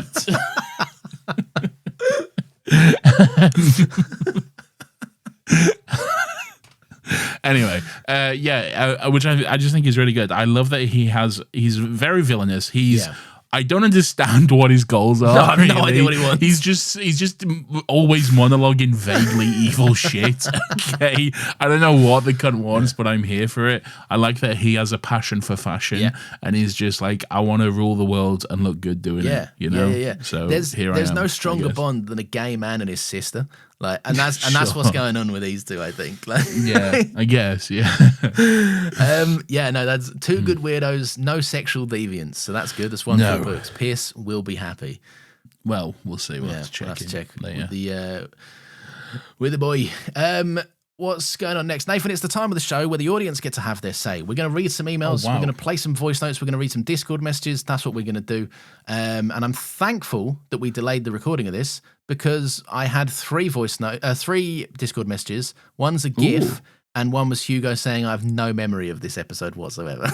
That's so beautiful. Okay. I love everything about that. I do indeed. But this one, a message of substance comes in from Terry Wags. I'm sure that I'll be in the minority here, but I like this episode. I know it's a backstory fill-in, but I think it's done in a unique way. The use of the main characters as stand-ins for actual people gives the flashbacks an unsettling feeling. It reminds me a bit of how our brains try to help, in little quotes, help us by shortcutting while reading or driving. Similar words are misread. I'm definitely doing that here as well. Similar words are misread, or we reach our destination without any memory of getting there. Even Time Lord brains are struggling with this level of information, which makes those memories messy and weird. And it's better than just being told their backstories. I'll take the weird and interesting over boring exposition any day. The hanging in the air bit is kind of meh, but overall good stuff. That's why, like, when you were saying about, like, the Doctor, like, it's the same scene over and over again. It's like, it's not really. It is, like, at the end of the scene, sure. But, like, the broad stroke, in the actual meat of the scene. Yeah, the format is the same. Yeah. But I will agree that the content does differ, yeah. Look, the thing is, I found this episode tough to get through. Because you're a bit... No, probably because I'm ADHD'd up to the fucking, like, to the eyeballs. Yeah. But I don't. Was you not screen max? I'm not. I wasn't. Did you not have Subway? I should have had Subway servers open. No, I didn't, unfortunately. But I'm also here to say that I don't disagree with this interpretation of it. Like, I can see that, yeah, this is absolutely a better thing to do than just to have people stand in a room and tell us who they are and where they came from and where they're going. Yeah. This is a lovely little email from Louise, who says, "Hello, Nathan and Lawrence. Hello. After months of finding your podcast and catching up with you guys, I finally reached the current episodes and have finally decided to write in. I appreciate and love listening to you guys talk about the best show in the universe while I'm working, as I'm probably doing right now as I listen to this episode. Get your work done. Get back to work. Enough. Pause us." No, don't do that. As for my thoughts on this episode, I think a lot of parts of this are strong. The Dan and Yaz memories were interesting enough just nothing for me to be excited about. And the Bell stuff kind of feels like it was parts of a completely different episode. There's also a lot of we're filming this in quarantine type shots in this episode. Boy, ain't that the truth. Oh, yes. But I absolutely love the Doctor stuff in this. The memory of the fugitive Doctor was so intriguing, with the only thing I would change being that we see the fugitive Doctor more than just having to switch to 13 back and forth. But I can't complain too much because it gives us what I think is 13's best look. Like, seriously, I wish you would have kept this look for her third series, similar to how 11 changed his look in the last series. Blue just makes any Doctor Who suit look better. Very, very true. Don't know about that. Haven't you got work to do instead of writing? Oh, shut the fuck up. And of course, the iconic Angel took the phone box line gives me chills every time. Anyway, sorry for the kind of long message for my first email. Hope you guys have a wonderful day/life. Allons-y, Louise. Is that the last P.S. I guess so. P.S. Just so I can say it once. Flux. Good. Very good. Very beautiful very good stuff. Yeah, the Bell stuff does feel like it's kind of in a different episode, which is probably why I like it more than I like other stuff that's happening in this. Disagree, I like it. No, I like the Bell stuff, but disagree, I like it. All right, fair enough then. Thanks for catching up with the show. Thanks for having a good time with it, and yeah, get back to work. Lawrence, you have 6 minutes. Fuck. All right. Damn the Lamb, says Nathan. I think this one starts off promising with a fun premise, but by the second half of the episode, it's kind of failed to deliver and gets a bit boring. Also, good God, there's some awful green screen in this episode, but I assume that's Pandemic's fault, so I'll forgive that one. You gotta forgive Pandemic nonsense. Yeah. Gotta give Panettone. Panettone. Look, bottom line, right? I'll say this with a glimmer of sincerity. Bottom line is people were going into work and putting themselves at risk to give us a good show. Exactly. Yeah. So bottom line, look, they were delivering. Fine. Yeah. Yeah. Here's an email from El Katona, I assume a relative of Kerry Katona. Yeah. Help! I'm stuck in the past. Do you even know Kerry Katona? Yeah, I know her because she was in she's 2 things I know her from. One, she was in The Jungle, I think. Oh, okay, and yes. 2, recently famous comedian Bob Mortimer described his favourite joke as the thing about Kerry Katona is she doesn't even have a cat.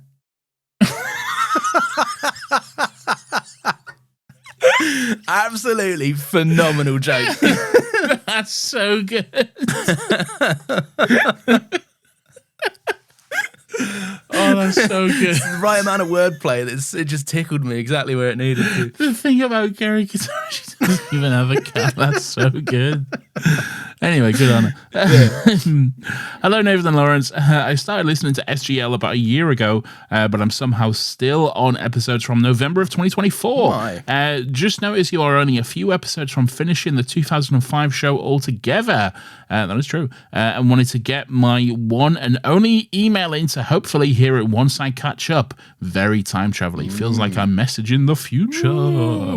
Just wanted to thank you both for allowing me to mentally rewatch Doctor Who in my head everywhere I go, with your added thoughts, which I really enjoy, as most people I know are annoyingly casual about the show. To counteract this, I have made 3 people in my life watch the entirety of the 2005 run with me, and I expect there will be future victims. I have loved Doctor Who my entire life, but I'm finally having a DW-themed party next month for my 22nd, and forcing everyone to dress up as a character. I'm going as a sluttified 10th Doctor, of course.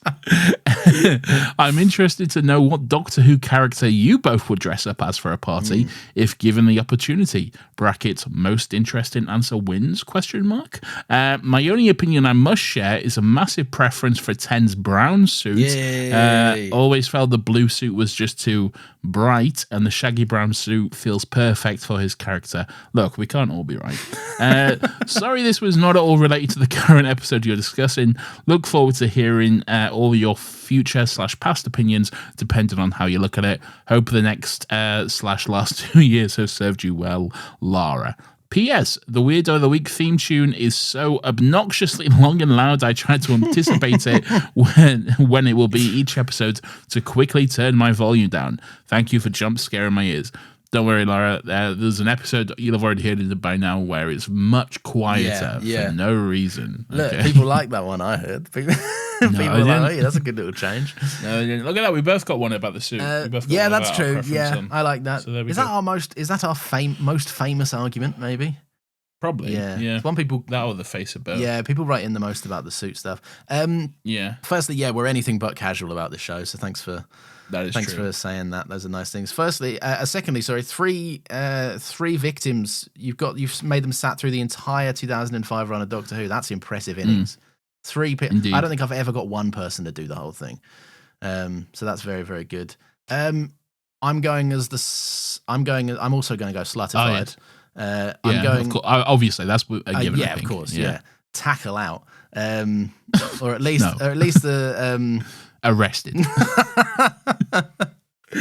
At least, a nice promiscuous bit of sack, perhaps. No, Lawrence, we don't have time for this. 4th Doctor, I'm naked except the scarf.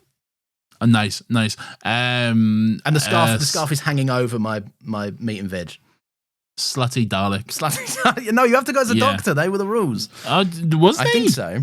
I don't think they were, brother. It was Doctor or Doctor Who character. One of us is right. It was Doctor Who character, Cam. Okay, fuck. All right. Dalek. Hold on.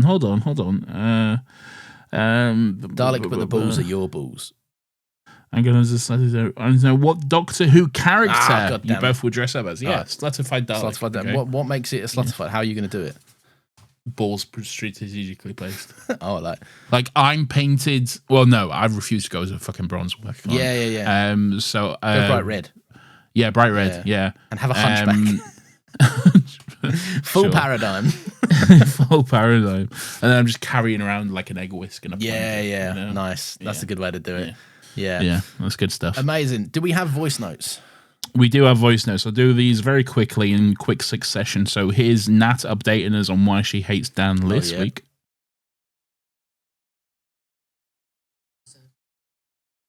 Oh, that's not playing. Can hear something. To my last note. So great. Plugged it into the wrong USB-C cable, that's why. Sorry. It's all in, it's all staying in. Okay, let's try again. Dan doesn't do anything this episode. That's what happens when you have an episode that's a bit all over the place. So I'd like to respond to your response to my last note, if you'd be so gracious as to allow me a slight rebuttal. No. My dislike for Dan Lewis isn't because I don't want working class characters in Doctor Who. It's simply like the writing to serve them better. I think the best example of this is Rose Tyler. Her identity as a working class woman is a through line throughout her entire character arc and in her interactions with side characters in each episode. I'm sure you've seen the supercut of Communist Rose that's been circulating on social media for some time. It means something that Rose represents the struggle of the working class, and her time with the doctor helps her realize that she can live a more meaningful life than the box classist society has put her in. Dan feels more like a one-off side character that just sticks around too long, and then the writers didn't have time to make his character mean anything. I also think I tend to get annoyed at Dan more because people constantly complained about no character development for Yaz, a queer woman of color, and yet Dan, a straight white man, gets off scot-free. But I'll work on that in my non-voice note therapy sessions. Look, that's fair. Can't argue with that, I guess. Yeah. I do somewhat agree, but also, like, how much of that development had Rose had by episode 3? Yes, that is fair. She gets quite a lot in Rose, I will say. Yeah, she does. But the whole episode's about her. Yeah, but maybe it's literally her name. Yeah, but maybe that's what Nat is kind of.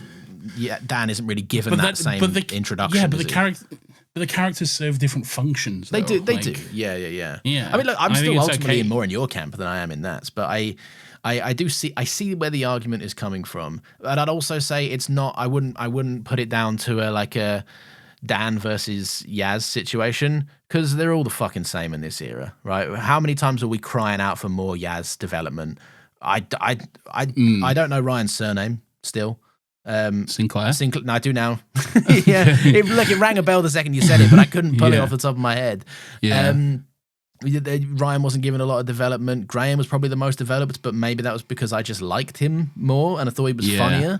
So I don't know. I don't think it's not a Dan versus Yaz thing. It's how competent is Chibnall at fleshing out side characters thing, I think. And I don't think Nat's saying it's a Dan versus Yaz thing. I think she's just saying that's often how people perceive it. Like people often say like they don't necessarily mind.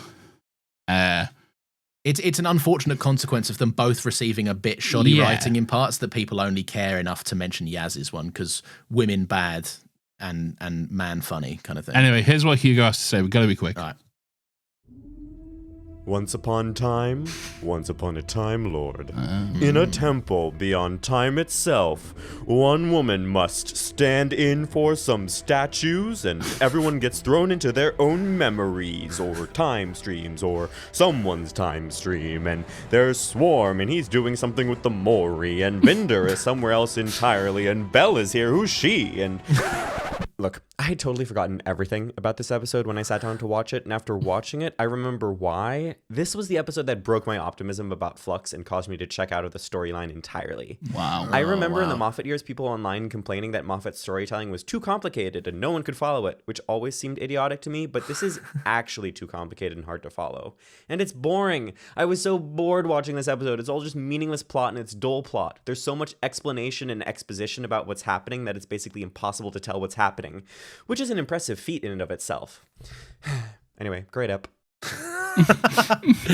Yeah, I have to agree for the most part. It's Beautiful. there's too much stuff. There's too much. Like I said earlier, I'm all for a central mystery, but there's too much. There's too many. There's too many side plots. There's too many side characters.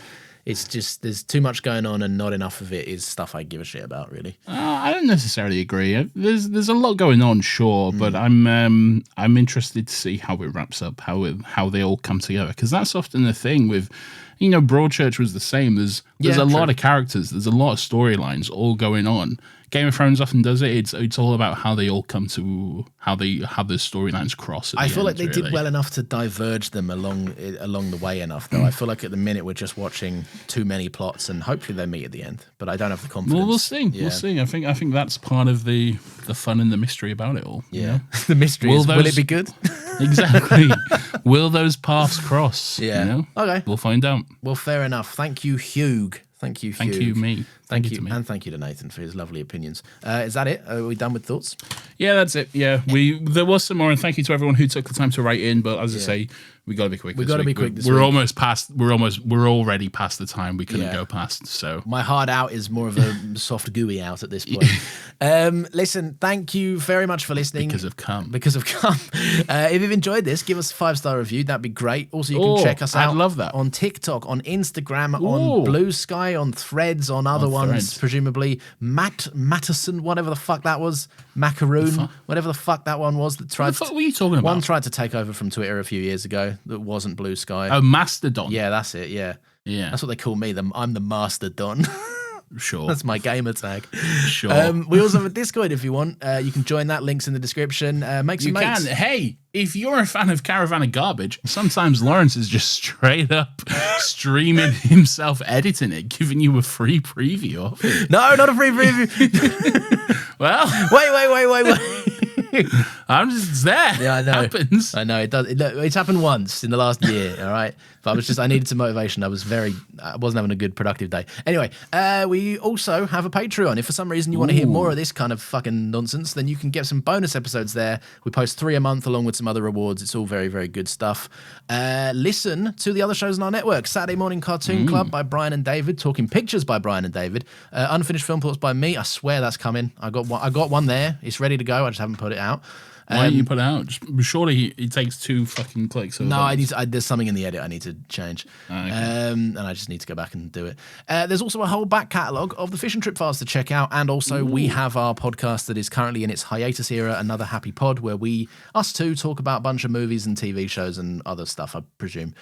Which, if you're missing, on the Patreon, there's a fun kind of version of that. The thing about it, yeah, we kind of like an hour once a month. We kind of sit and talk about the stuff that we've been watching. A lot of the time, there's also like a recent thing. Like we'll probably talk about The Boys or something this time. Yes. Anyway, that is it from us, Nathan. Do you have any parting words for the listeners? I do indeed. J.K. Rowling actively uses her wealth that she makes from that Wizarding franchise to fund lobbyists and influence legislation that will actively make the lives of trans people worse. This is not some hypothetical scenario. This is not some conspiracy theory. This is something that has already happened. Thanks to her, trans people in the UK have less rights than they did previously. This is something that she celebrated and proudly boasted about. Every time you financially support her franchise, which includes watching those movies and the upcoming shows on streaming services, you are supporting her crusade and hatred. Historically speaking, when the rights of some start to be stripped away, it's only a matter of time before they do the same to others. Nostalgia will never be more important than our trans siblings. Good night.